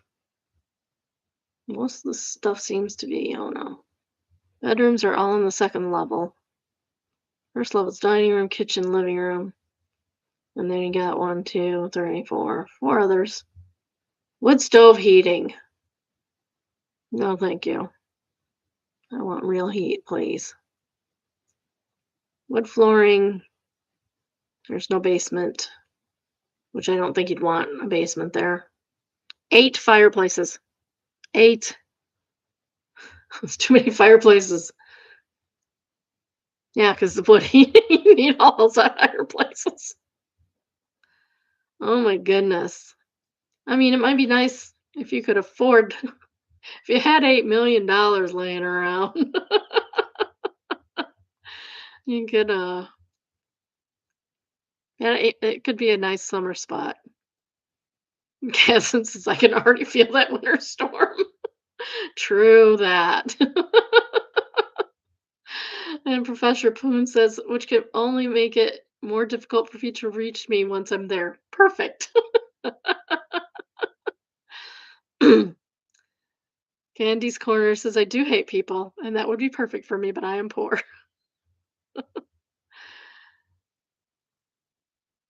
The Tale of Zeph says, so we could pool our money, but then we'd all have to live together. Candy's Corner says, how about we pull our money all together and then we can each go and visit 1 week at a time by ourselves and we can hire somebody to come in and clean for us and also work out a schedule so it's convenient for everyone.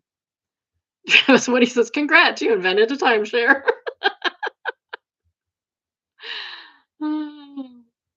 Yeah, except you actually own it, not the timeshare people.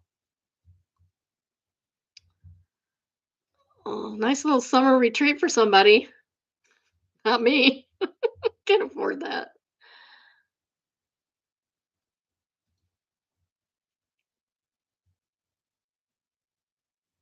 Okay, that one was removed by the moderator.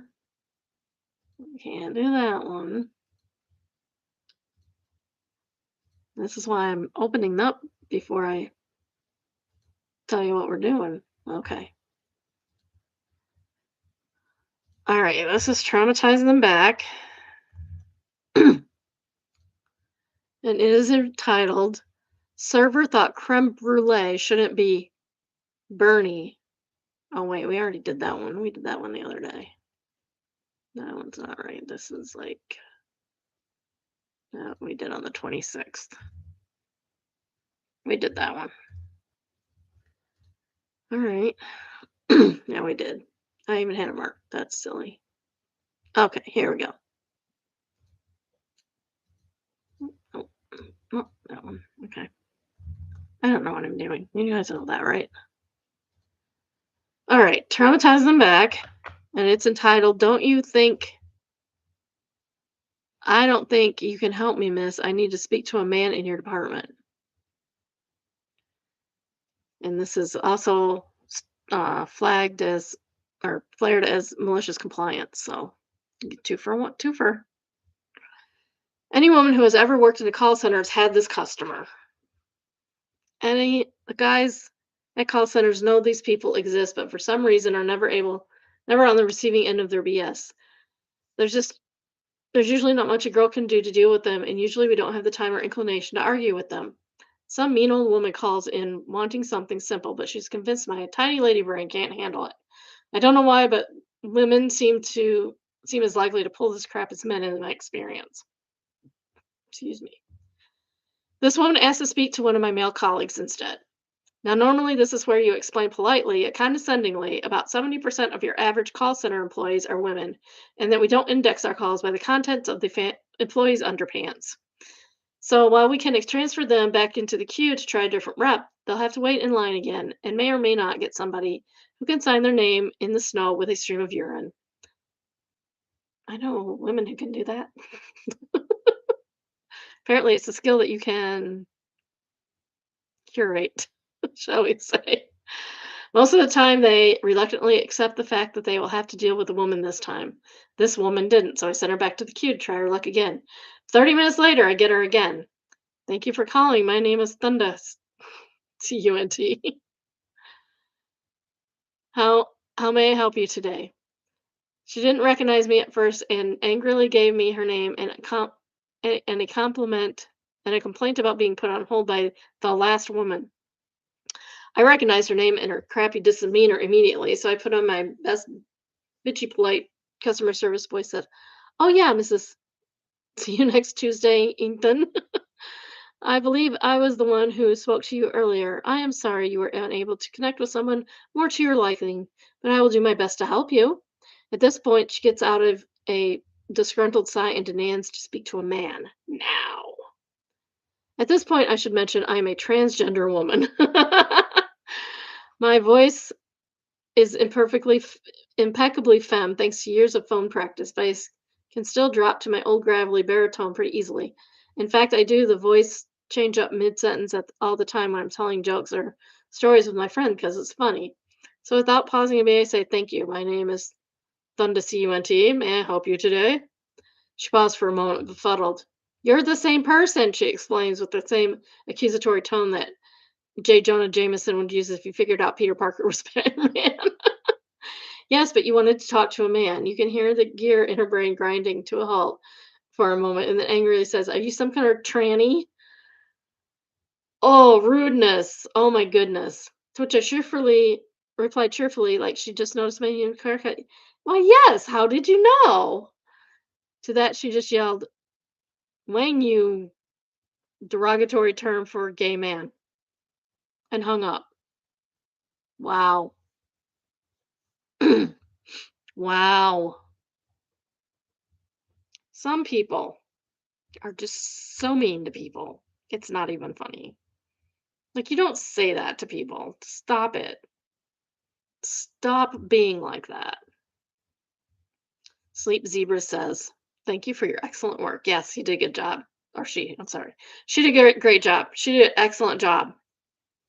I thought it was a guy when when they first. Oh, I think the sign of the Reddit thread is throwing me off on that. Hot pox, imagine if you transferred them to someone who spoke a Native American language. So the Spider Boy, or someone with, say, an extremely thick Southern accent. America has plenty of accents that can be just as thick and hard to understand as anywhere else. So they do the best they can. Best be careful what they wish for. Yeah, I've heard people talk, and I know they're speaking English, but I don't know what they're saying. So yeah, that happens sometimes. Next we have confession, but I'm glad that she did not get her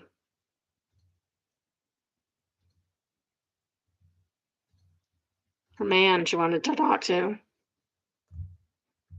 because trans women are women. Trans men are men. Next is from a confession, and it is entitled, "My boss paid me to be a pretty face in client meetings." I mean, if you got paid well, it might not be such a bad job, unless you really wanted to work. "I got a job as a software developer for a company that supports realtors and real estate companies in 2016. A year into the job, I receive a meeting invite on my calendar from someone who I recognize as a VP in my company. I didn't know how many other attendees, but I showed up to the meeting. I take a seat in the corner of a large table. As I'm sitting there, a message pops up from Teams from the BC say, "I'm going to talk about such and such, and when I call on you, I want you to say this and that." I did exactly what I was told. After the meeting, after the meeting, the VP pulls me aside and said, "You did great." I start getting more invites like this. About once a month, I sit in on some meeting to listen to my execs talk about business contracts with our clients and customers. Sometimes I showed them a demo of our software, but most of the time I didn't say anything. I took some notes that no one ever looked at or asked to see. I was at the lowest level of the totem pole. I have no reason to be at these meetings. The bigwig at my company told me that he just wants me to be aware of the business, whatever that means. A few times my company flew me to Dallas, New York, Orlando, or elsewhere to quietly sit in some meeting. Once I got to eat dinner at a fancy restaurant in San Francisco with all these strangers who had more money than God as they talked about golf and business contacts. Sounds boring as heck.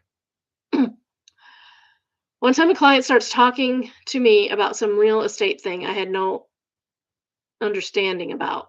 He asks what I do for the company. The VP answers on my behalf before I can even get the words out and says, um, this this is Jane. She's our lead technology strategist. She ensures our business priorities align with our tech. The client accepted that at face value, and I smile and nod along with the VP's brazenly confident bull crappery. At this point, I'd be asking for a raise. I was now certain of the unspoken reason for my presence. They liked having my pretty face and soft spoken voice in those meetings. I'm smiley, upbeat, bubbly, and extroverted person in real life. Maybe they thought my feminine wiles would disarm and pacify our business partners to a more agreeable business deal. I understood my role in these meetings, despite that no one ever made a comment on my physical appearance or attractiveness. I was never sexually harassed on the job. They treated me with absolute professionalism. In 2021, my employer was acquired by bigger fish in the real estate market. My office was made redundant, and I moved on to greener pastures. I'm still a computer programmer, but maybe I should have gone into sales instead. Top comment is should have asked to be actually promoted to technology strategist. Exactly. No kidding. Full Metal Chicken says no, senior lead technology strategist. 100%. VP, global tech strategy. Interplanetary quantum strategist. Intergalactic, planetary, intergalactic. Interdimensional. That's mine. Interdimensional project. Technology strategist. So just a pretty face in a meeting, but wasn't getting paid for it. That's a bummer.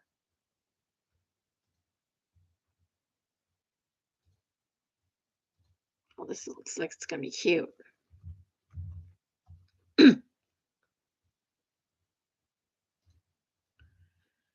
It says,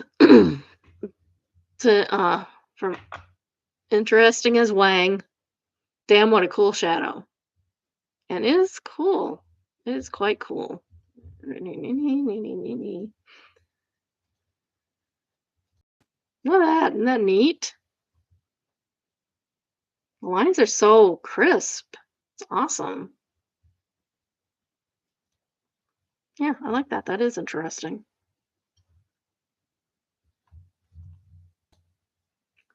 Let's see if there's any comments that are worth. Emma's dad says that's a cool art project for the kids. Thanks for the idea.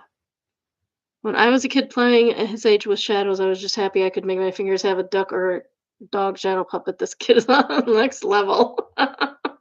His imaginary friend is way cooler than mine was.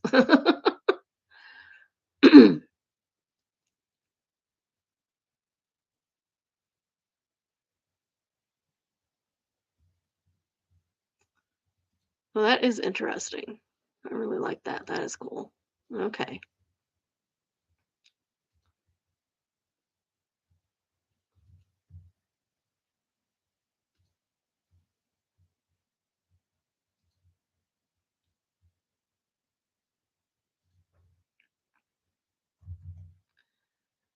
So next we have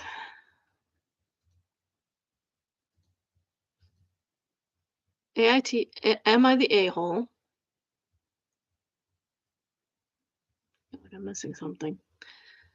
AITA for connecting to the ear pod after my niece swallowed it to see if it would play on her stomach. No, that's cool. When my 3-year-old niece swallowed my sister's left ear pod, everyone started worrying right away. I was trying to lighten the situation, so I connected to the ear pod to my phone and put my ear to her stomach to check if I could hear it. Surprisingly, I actually did hear a little sound coming from inside her, which made the moment a bit funny for me. But all the people around didn't really find it amusing.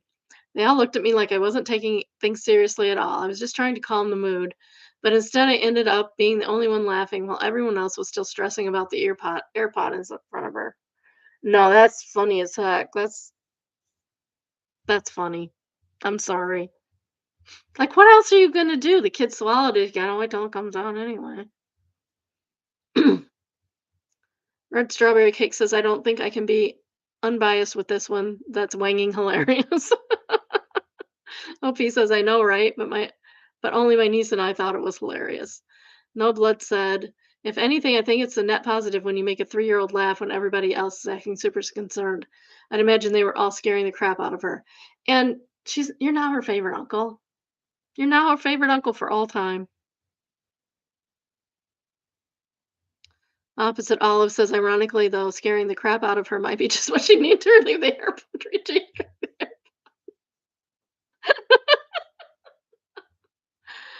Ah. They wouldn't wait that long. The main problem is batteries, which could perforate whatever is in place in her and kill her, which is probably why the family is so tense. They will either have to endoscope her or cut her open, which I'm guessing is scaring her family crapless. Albatross says, sort of true. Swallowing a button battery is an emergency, but the vast majority of issues are when they get stuck in the esophagus. If it made it to the stomach, it'll likely be get through the poop.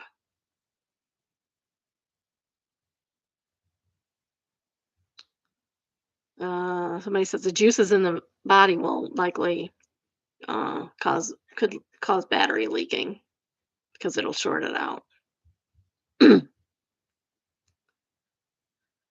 And somebody says that's not accurate. The major risk is when the battery is trapped against mucosa, forming a circuit, which leads to a release of H plus ions and alkaline caustic damage to the tissue. This is it, it is this, not heat, that is the issue. That type of damage can happen within minutes, usually 2 hours of ingestion, not within seconds. It doesn't happen just because it's wet. Battery has to get stuck somewhere, but the battery's inside something else.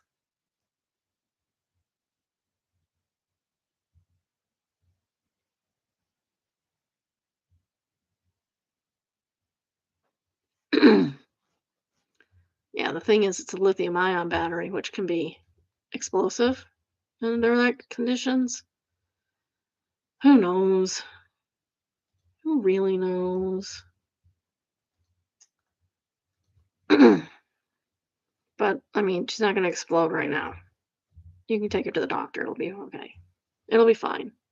They'll extract it whatever way they need to extract it. And you'll get the bill for it because you live in America. America. Woo.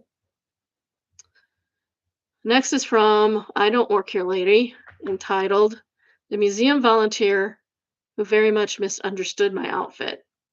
A few weeks ago, I visited a small historical museum. It was cold, so I wore a maroon sweater and a lanyard attached to my house keys. Apparently, this exact combination equals museum guide, because halfway through the exhibits, a woman approaches and immediately launches a 30-minute monologue on how she disagrees with one of the historical signs. I said, I don't actually work, but she talks over me.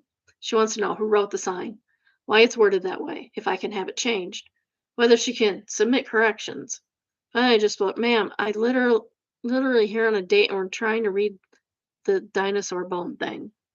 She stops, looks at my date, looks at me, looks at the keys on my lanyard, and says, unprofessional. Guess what? You don't have to be professional when you're on a date. And walks away. My date whispered, did we just get scolded by Museum Karen? We laughed so hard we had to sit down. And if you guys stay together, this is going to be your meet cute. This is going to be the best thing about the story of your relationship.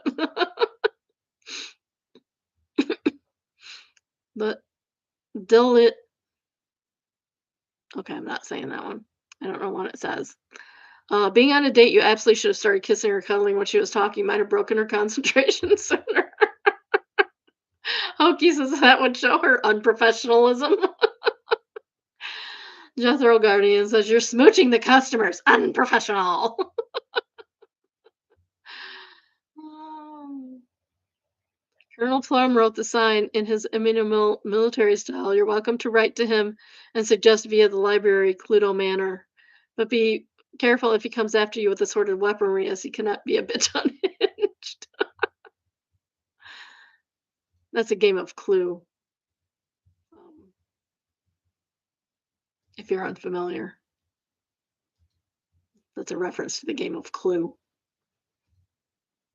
I haven't played it very much, but everybody knows Clue. There's movies about it. It's referenced a lot in pop culture in the US. This is from Overheard.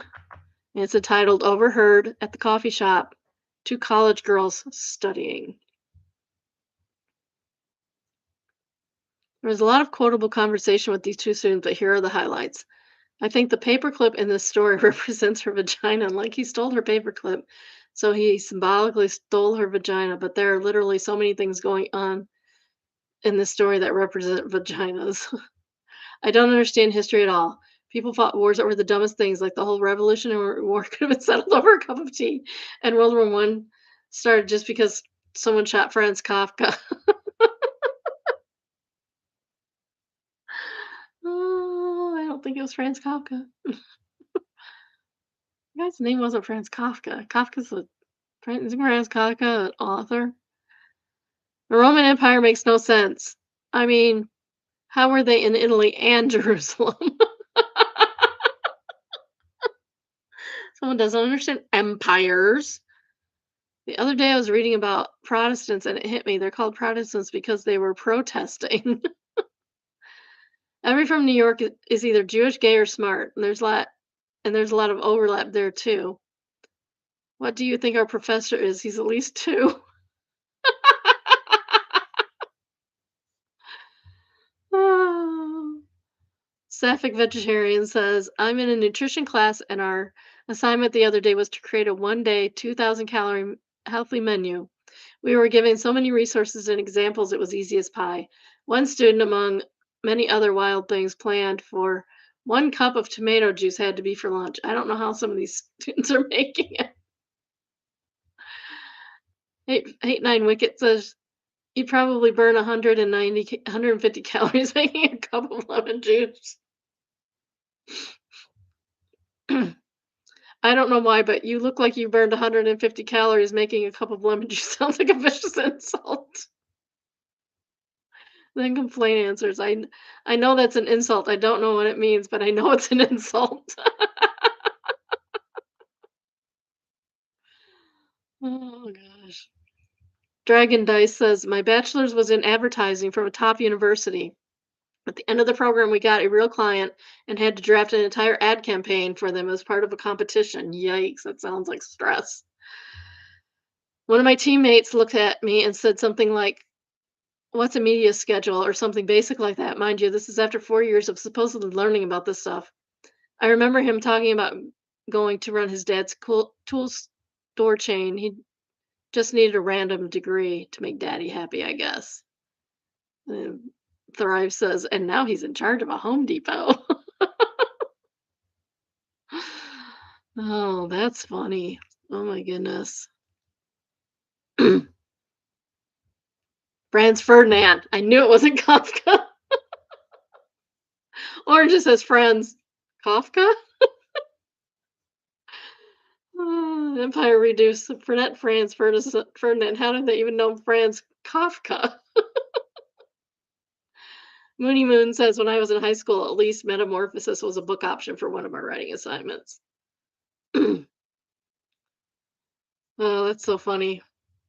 It wasn't coming to me that was Franz Ferdinand. I'm a historian. I should know this stuff. Franz Kafka. Somebody killed Franz Kafka. It started in World War One. Oh, Gloriowski. Oh.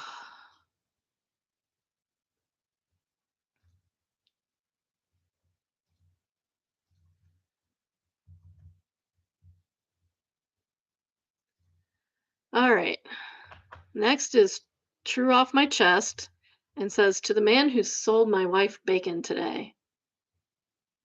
And it's contact warning of violence and death. Not sure if I have the correct flair for this, but my brain is mush right now, and I'm just here to scream into the void. I've fought depression for over 20 years now, with little able to affect it. Because of this, my outlook on life has become increasingly cynical and misanthropic. Over 12 years ago, at a particularly low point in my life, desperate once again for change, I decided to adopt a dog that needed love, compassion, and a home. For 12 years, this dog has been by my side every step of the way. Highs and lows has helped me ward off my demons in a way more meaningful and impactful than unfathomable amount of money I spent on drugs, medications, and therapy over 2 decades. When he got cancer the first time, I thought I would lose him, but he rallied and recovered most of the way, and yet here we are 4 years later, 2 days from his final rest, my heart and mind immeasurably shattered. I'm sorry, OP, that stinks. He died. My wife is on a mission to give our dog the last few meals he could ever imagine. Went to the store on the hunt for something two vegetarians know little about: meat. During her quest, she, unlike a man, asked for directions, so to speak, and sought the advice of a butcher. Is this bacon any good? Yeah, it's fine. What are you using it for? Tearfully. It's my dog's last few days and I want them to be special. The man took the bacon from my wife, went in the back, and produced two big slabs of pork belly bacon and marked it down from $25 to $3 for her. He explained how to prepare it and what might work for our dog's last few meals. This act of kindness may single handedly have helped me back on the path to remind myself that some people are good. Some people still have compassion. Thank you, sir. May your life forever be blessed. Edit. Thank you for all your thoughtful responses. I know that Mr. Bow was loved and well looked after with a belly full of bacon, pureed sweet potato, blueberries, and whipped cream. Many of you have offered words of condolences, and I just don't have the energy to respond for them individually. I expected this to fall by the wayside. Thank you all. Bo has been giving a long hug from each of you. I don't think people expect you to answer words of condolences under this individually, under this circumstance. They just want to express their condolence and make sure you read it, and that's all that needs to be done. A good thank you all is plenty. And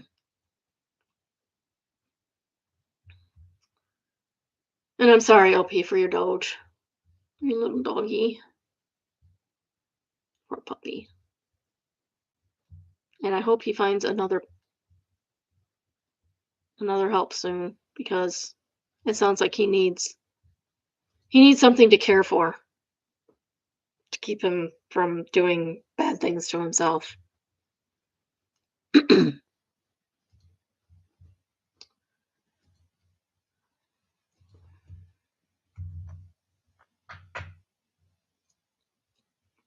This is from What Do I Do? And it's entitled, Is This Financial Abuse? And it does have text. It says, can I have my $550 back from my paycheck? For what?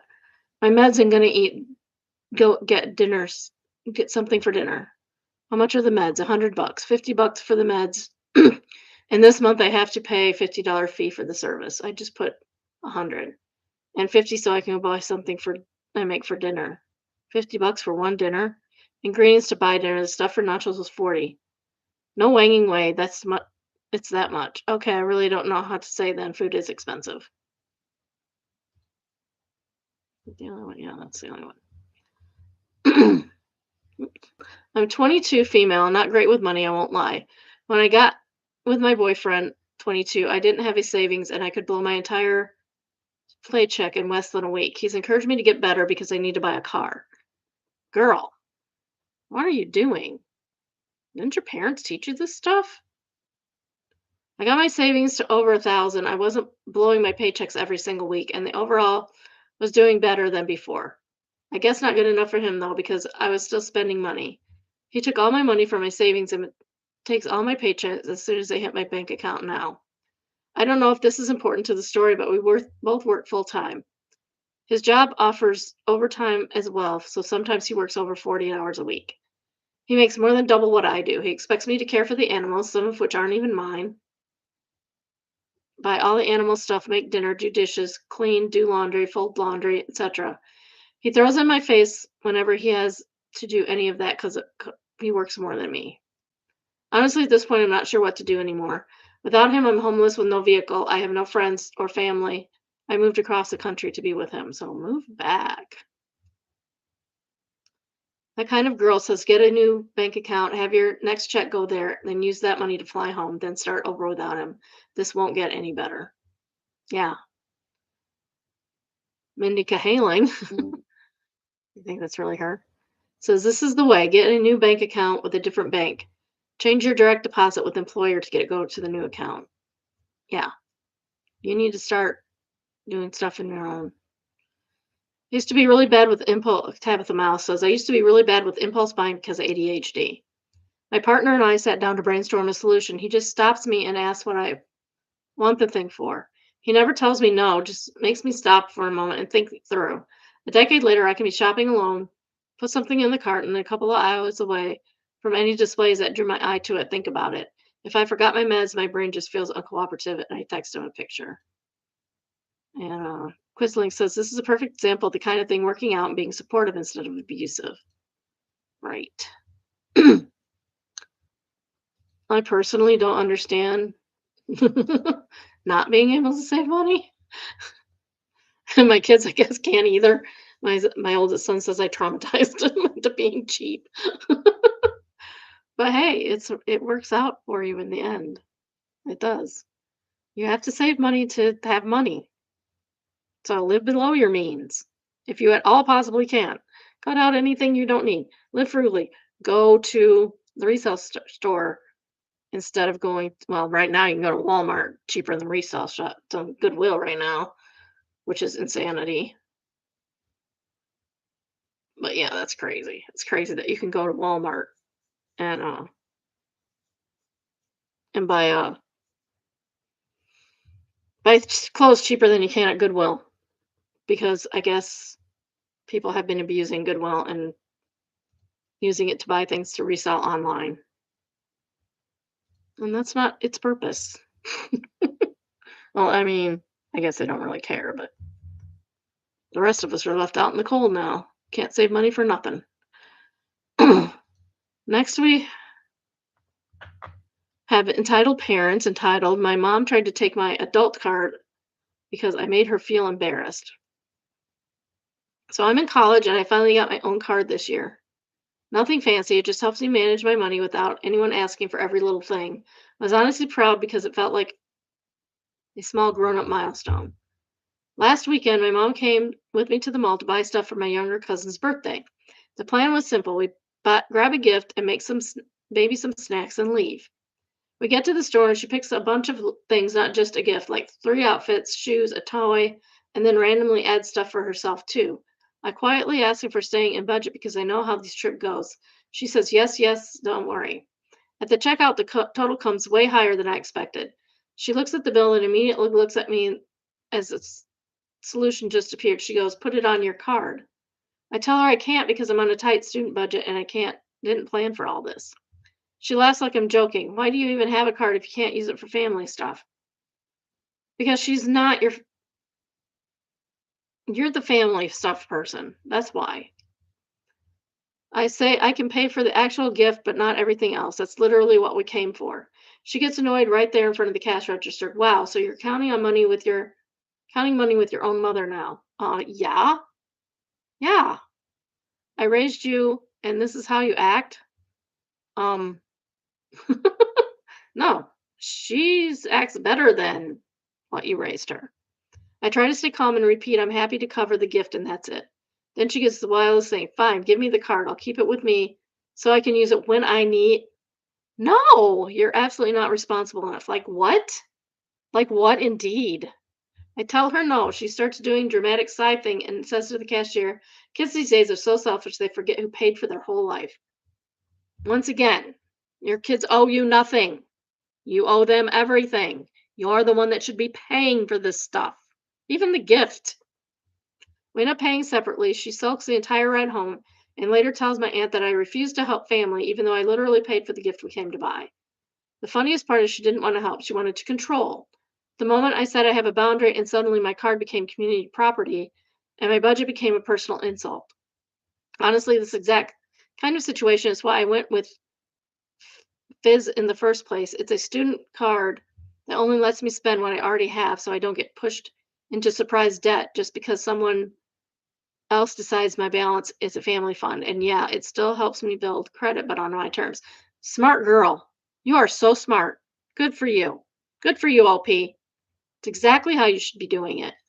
Anyone else deal with parents who think your money is still their money just because they raised you? How do you set limits without turning every small thing into a guilt festival? Um, your money has never been their money. Why would you think that your money was their money? Your money was their money. Why would they think that? That makes no sense whatsoever.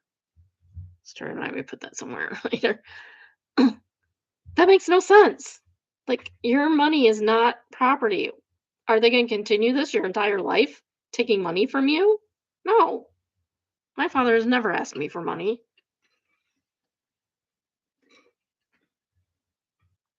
And he wouldn't. And I wouldn't ask my kids for money either. I'm the one with the money because I'm older. If you're older and you don't have money, that's a you problem. You didn't do something right. Linwood Kai says she's absolutely terrible to try and embarrass you into overstepping. It's very important to pay off your credit card. I'm glad that you were responsible and didn't let her get to you in a bad situation. I'm sorry you had to go through that. Yeah, me too. It's really sad. Secure Corner says she wants your credit. Check your reports and put a lock on your credit as well. Yeah, 100%. 100% check all your stuff because she's got your social security number. Remember that Rebecca Park Act I've been telling everybody about? That's part of that because abusive parents will take their kids' identity. Happens all the time.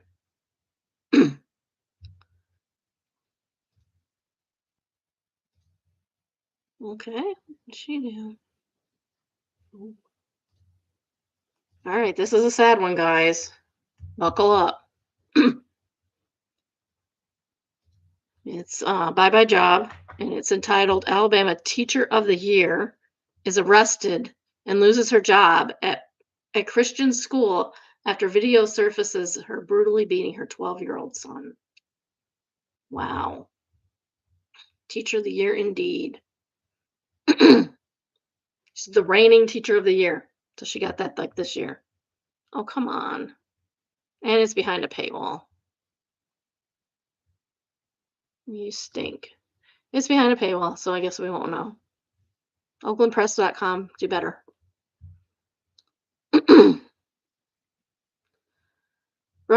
Rockbiter says, I bet it was sickening for her children to see her acting fake nice to her students and colleagues. Yeah, I know how that feels, for sure. It's so frustrating because no one else knows what's going on in your household, you know? And then you get older and you still have to deal with it.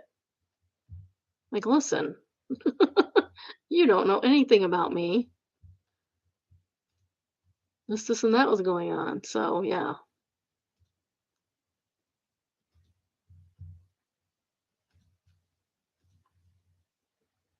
Sorry, that one was short.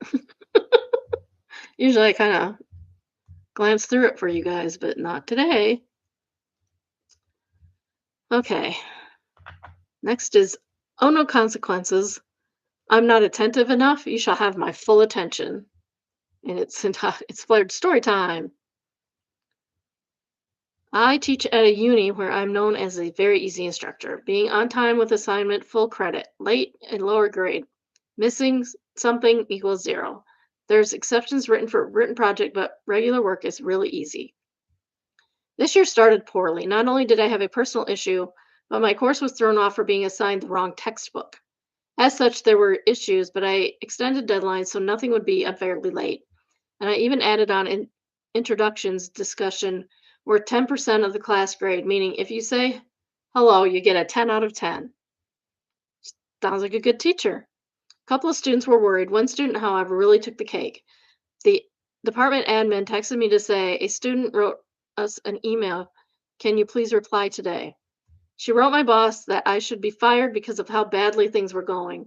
I very kindly reply all to this.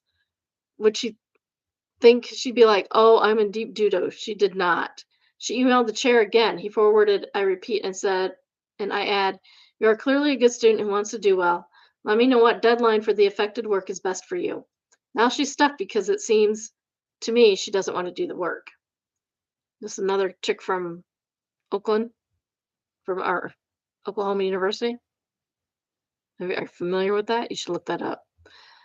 Now I get an email which includes student services liaison. She's going on and on about how her grade's being bad and how it's unfair and how the uni needs to fix this. They need to replace me or help her. Or maybe she'll have to drop the class. Dude. And this is where she shoots herself in the foot. She then claims I'm not even looking at her very late submissions and giving no feedback. Just saying, good job, points off for late submission.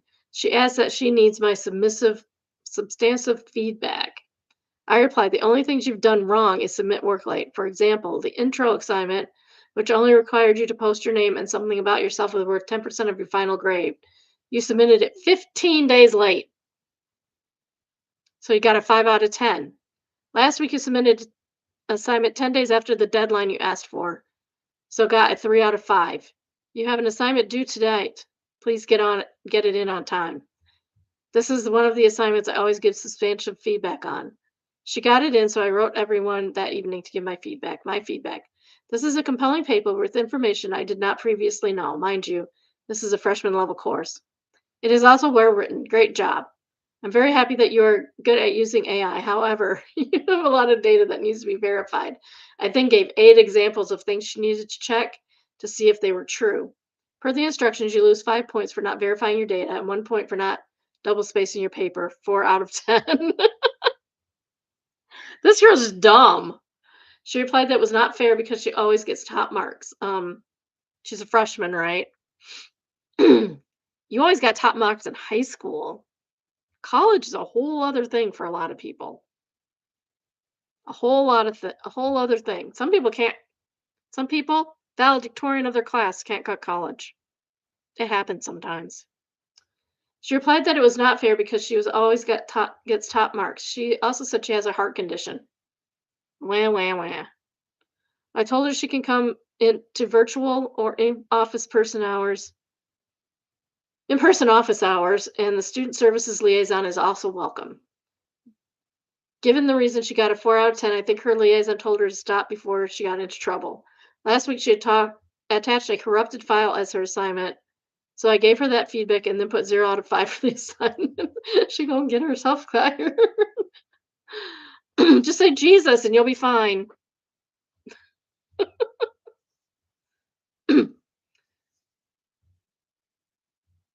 I don't know how to pronounce that. I don't know what they're going for.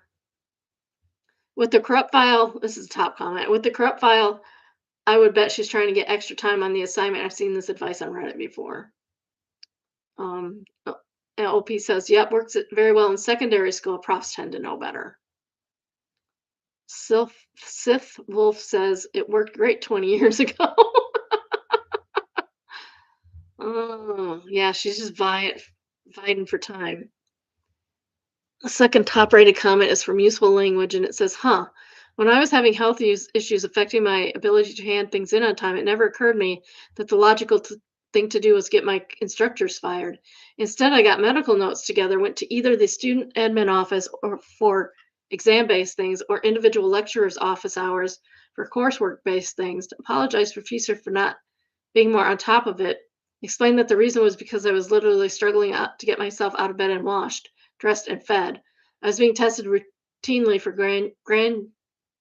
glandular fever. It was just some systematic lupus spoofing it, and asked if there was anything they could possibly do so I wouldn't fail, need to resit. I found people were kind and understanding and wanted mainly to work with me to find a way to help me pass if at all possible. It's because I cried, isn't it?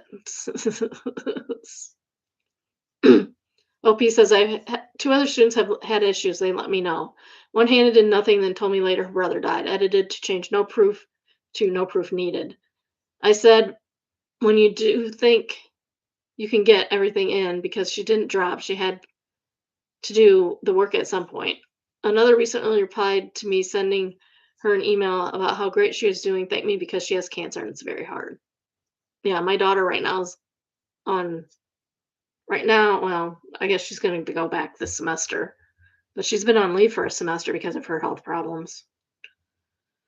Health problems, but her instructor also has similar health problems, so I think she's very accommodating, thank goodness. She's not going to do what she planned to do probably, but she will get done, hopefully. Oh, this is a good one.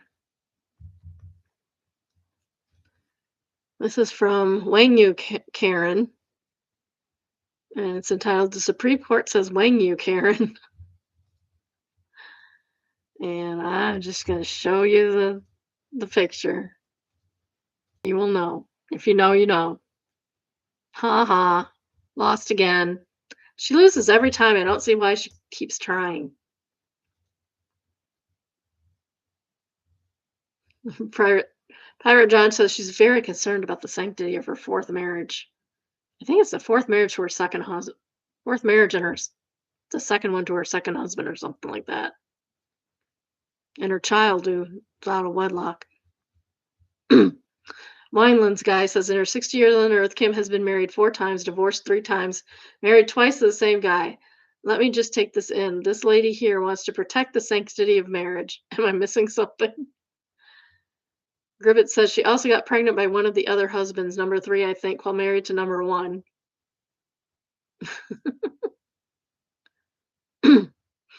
Yeah, it's insanity. Like, talk about hypocrite. That is the biggest hypocrite on earth. Swear. Okay. That's all we got to say about her. Because she does not deserve our time. All right. This is from Am I Overreacting? AIO to break up with my boyfriend of 3 years over his reaction to my upcoming sobriety anniversary. And there are texts, so I will also read them. I'm thinking about getting myself a cake for December 12th. Why? 2 years sober. Yeah, but why would you get a cake? Because it's fun. It's a celebration and it's fun. Just to celebrate. Happy celebrating emoji. So you're celebrating doing the bare minimum. Wow. You're celebrating doing the bare minimum. It's been something that took work and has been difficult for me. And he answers, but you still need my validation to buy a cake for himself. No, she didn't ask you for validation. She said, I'm thinking about getting a cake. She didn't ask you what your thoughts about it. No, I'm not looking for validation. I wanted to share with you since I thought you'd be happy for me. And he answers, no, you wanted to pack in the bag for me, and now you're pissed I didn't give it to you. Like I'm not going to act like you're a hero for doing the bare minimum. You're the one who chose to drink too much. Don't make it everyone's problem. Drop this guy. Drop him. Also, red flag. It's a huge red flag. He does not care about your sobriety. What are you talking about? Why are you talking about me to me like this? Are you having a bad day at work? I'm just being real with you. This is not something to buy worth buying a cake over. Yes, it is. Like, do not go around telling our friends about this because it will look bad. Oh my gosh. Okay, never mind. Do you want to go to somewhere after work and see something? I'm watching the game with someone. Okay, I'll see you at home. Maybe Taylor will be there. And he says, ew, I hope not. Really? That's what you say about her friends? What a weirdo. My goodness, dude. Alcoholism is something I struggled with in my 20s, and I finally got into therapy and got sober, and I did smart recovery. It's been a lot of hard work, changing a lot of my habits, and it's something I'm proud of. Good for you. I'm proud of you too. I thought I'd get one of the berry chantilly cakes. The screenshots are from the convo with my boyfriend when I was thinking about it. He acted normal when he got home, but the way he talked to me really hurt my feelings. The kind of relationship I want is one where I can share things like this and the other person would be like, that's awesome, or I'll even pick one up for you. something. I don't want a parade, but I feel like a person should celebrate with me. And you're correct. He should celebrate with you. And think about ending it with me because the more I think about this, the sadder it makes me feel. I'm posting about this because I know Reddit is very unforgiving and strict about addiction, and maybe you guys will show me how I'm blowing it out of proportion. I don't want to wake away too soon. He's never talked to me so negatively before, saying stuff like, "You wanted a pat on the back. I'm not going to act like you're a hero." It doesn't feel like the way a good partner would talk. No, it does not. You're right. Lady Erie says the bare minimum for a boyfriend would have been happy for you. Not only was he not celebrating you, he insulted you and minimized something that is a big and very hard and very important to you. It's gross and unkind, and you deserve better. But enough of him and on to you. Congrats for your hard work. It is not easy or bare minimum, especially in today's society. You absolutely deserve to celebrate. If people judge you for that, then they are not your people. I hope you are kind to yourself today, and you should absolutely get yourself the cake. 100%. The Caudelus said, I love this response. He has the audacity to call your major accomplishment bare minimum. He can't even do the bare minimum by celebrating your sobriety anniversary. Right. Who's doing the bare minimum here? I definitely support your decision of breaking up with him and also how this would be a hard decision to go through with. Do you have a good support system outside your relationship? And Fructose says, all you had to do was show up, have a piece of cake, and not be a dick about it. Talk about doing the bare minimum.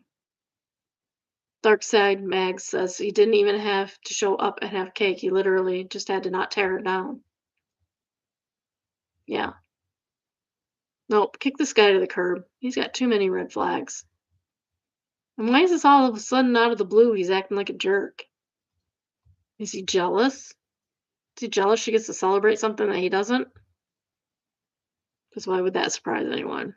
It shouldn't, because people are weird.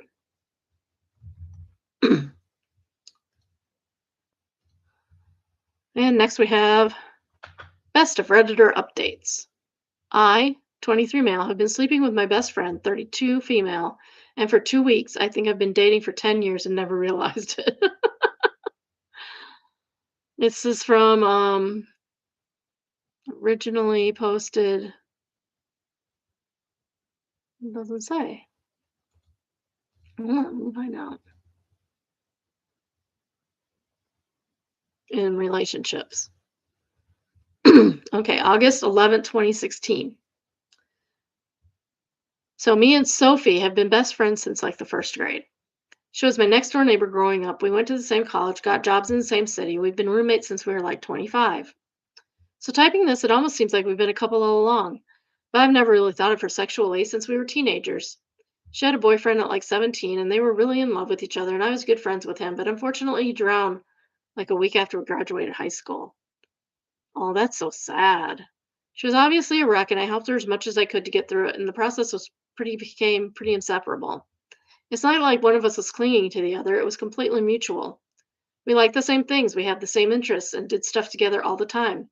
She was having a hard time sleeping because of Rick's drowning, and she asked to come over because she didn't want to be alone. And of course, I was there for her. Nice, thank you. That's very good, OP. And of course, she would. She's your friend. Who wouldn't do that?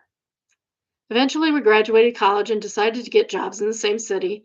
And eventually, after that, we decided to move in together as roommates because we save a ton of money and we're always hanging out together anyway. Now, I realize that basically, I think we've been a couple, except we just didn't have sex. Of course, she would have a guy over sometimes, so it was never really serious. And same with me. I dated, but never really felt a connection with any of them. So, about 2 weeks ago, we were watching wrestling like we do every week, and she started softly crying, and we were sitting like inches from each other on the couch. So, of course, I put my arm around her and asked if she's okay and needs to talk. Basically, she's been a hard time finding a guy. She's really upset. She's always been kind of thick, but now she's pretty chubby and says that attractive guys don't want to sleep with her anymore.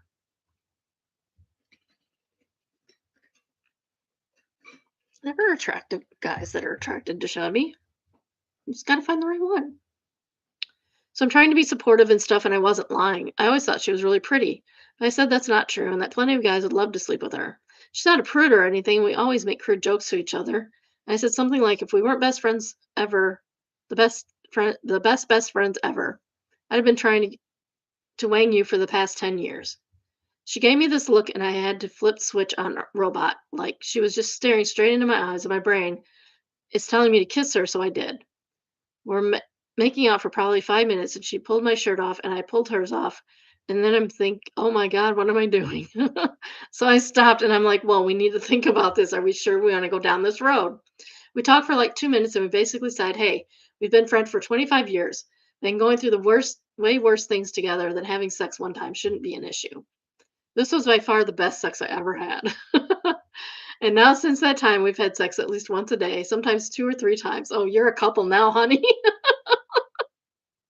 We both recognize we need to discuss this, but we keep saying we'll discuss it tomorrow when we have more time. Too busy doing it like rabbits to have the time to talk. But I recognize we have to discuss it like soon, and I'm scared. I think I've realized that we've been madly in love with her since this entire time, and that's why I never connected with any of the women I dated. And I'm really hoping it's the same for her. I think we might bother to have felt this way for a long time, and we're finally realizing it just sounds so wanging crazy. Like, what the wang is going on? Am I crazy? Am I getting my hopes up? You might be. She might not be that into you. If she doesn't feel the same way I do, how can I ever hang out with her again? What do I do? You suppress your feelings and you hang out with her. Sometimes you have to do. Baby Blue 22 says, I think she's into you, otherwise she probably wouldn't have slept with you multiple times. I suggest that you start by taking her out on real dates. If she agrees it's receptive to cuddling and holding hands, she's definitely into you. And whenever you feel the timing is right, you can tell her what's in your heart and how you feel about her. OOP. I mean, we cuddled like on the couch, and in college when she would come to my dorm because she couldn't sleep, we'd sleep in my bed together. Nothing sexual happened. I'm starting to think she spent 15 years trying to give me hints now. I wonder if he at least is as Demi. Demi is a sexual kind of queerness where um you have to get to know the person before you fall in love with them. It sounds like that might be him, especially since he couldn't connect with the other women on a short term basis. But it's taken 15 years for them. Area woman, I agree with OP. Take her on actual dates. Allow yourself to feel some of those early relationship jitters and awkwardness as you embark on a new type of relationship together. OOP says, I'm going to go and we go on dates all the time. I just didn't realize they were dates. Like dinner together, lunch, museums. I think we should plan a vacation together with a king size bed instead of twins. Wonderlander says, this is adorable. It sounds like you guys basically in the perfect position for this to happen. Are you worried expectations will change if you become an official couple? Maybe pick an evening once a week to do a serious check-in with each other where you have each have an open floor to bring any concerns or thoughts you have about the shift in your relationship and have fun. I bet all your friends are going to be like, geez, guys, finally. OOP, both our parents are always joking about us and when we're going to give them grandkids, but both of us are firmly child free, so we always use that defense. And don't stress that we aren't a couple. I think I'm the only one who didn't realize I'm in love with her and I feel like an idiot. Edit. I just got home from work. She gets home in a bed. I think I'm just going to sit her down and lay it all out there. I'm so stressed by not knowing. OOP updated the next day, August 12th, 2016. So she got home and I told her we need to talk and she seemed disappointed. So I was really bummed. Like she looked like she wanted to cry. And I said, please just let me say what I need to say and we can go from there. I told her that since we started having sex, I realized I'd been in love with her for a really long time and didn't realize it. And she started to try and hold back tears, and I got the worst knot in my stomach, and I thought I was literally going to puke. I told her it's okay if she doesn't feel the same. I would always be there for her as a friend and would try my best not to let my feelings get in the way. But now that it's out there, I guess there isn't any going back. She told me to stop. She was crying now. I stopped, and it felt like an eternity of just sitting there, and I couldn't even look her in the face. She just kind of wrapped her arms around me and buried her face in my chest and sobbing. I'm just sitting here confused, trying to figure out if this is good or horrible. Finally, she looks up at me and says she's been waiting to say that since college.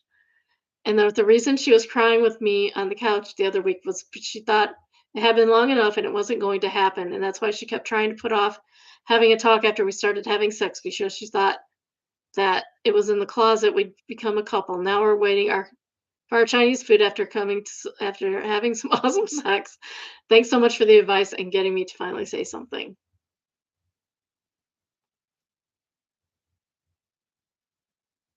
and young Catholics, and they were roommate works with the straights too.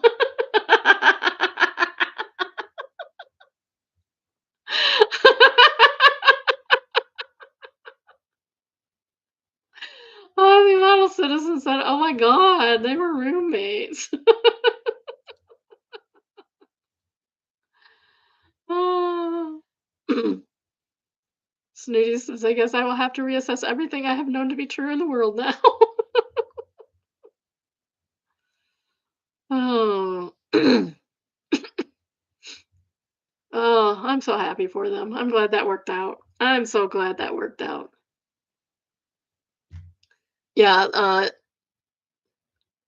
somebody says in Ireland, calling somebody thick means they're stupid, so I was shocked for a minute when I read that. I also thought that's what he meant. Absent Absinthe Gaze says, "I'm Canadian." I read it like that too for a moment. Yeah, so did I. So did I, and I'm American. The internet needs to probably adopt the word thick, THICC, for non-native speakers' sake. Oh, that was great. I like that one. I'm so happy for you guys. And do we really need to make me smile? I mean, we do, but I'm already smiling. I'm practically crying. We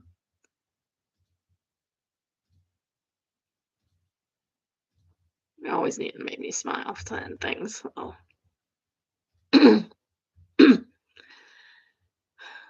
This is called Made Me Smile. An elderly man handed out flowers to invite people to have a smoke with him, and a massive crowd showed up. That's nice. I like that. See what flyers can do. Cigarette smoke with me Friday, November 21st, 2 p.m. to 2:05 p.m. I will be at the corner of Waverly Plaza and University Plaza. Free cig if you RSVP 21 first. I'll check. And all these people showed up. Oh my goodness, that's wild. That's wild. That is so cool. I'm glad that happened. That's nice. That is very, very nice. Some some aesthetic says reminds me of the guy who invited people to watch him eat a whole rotisserie chicken in a Walmart parking lot. And that somebody answered that, or the guy who invited people to New York to watch him eat an entire container of cheese balls.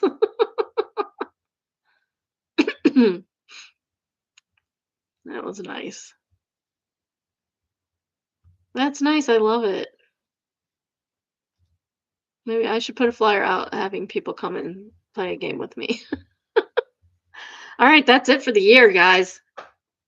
Ooh ah. 2025 is done. And quite frankly, it could have not have come fast enough for me because it was hell. 100% hell. So, next time, I will see you next year. And hopefully 2026 will be way better than 2025 was. But I have a feeling it's going to start out not great.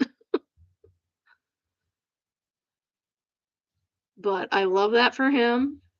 I love that for the guy who got together with his roommate finally after 15 years. About freaking time. Could you not tell? Were you gay? That's the other thing. Probably got accused of being gay a lot. So me and my jammies are going to go.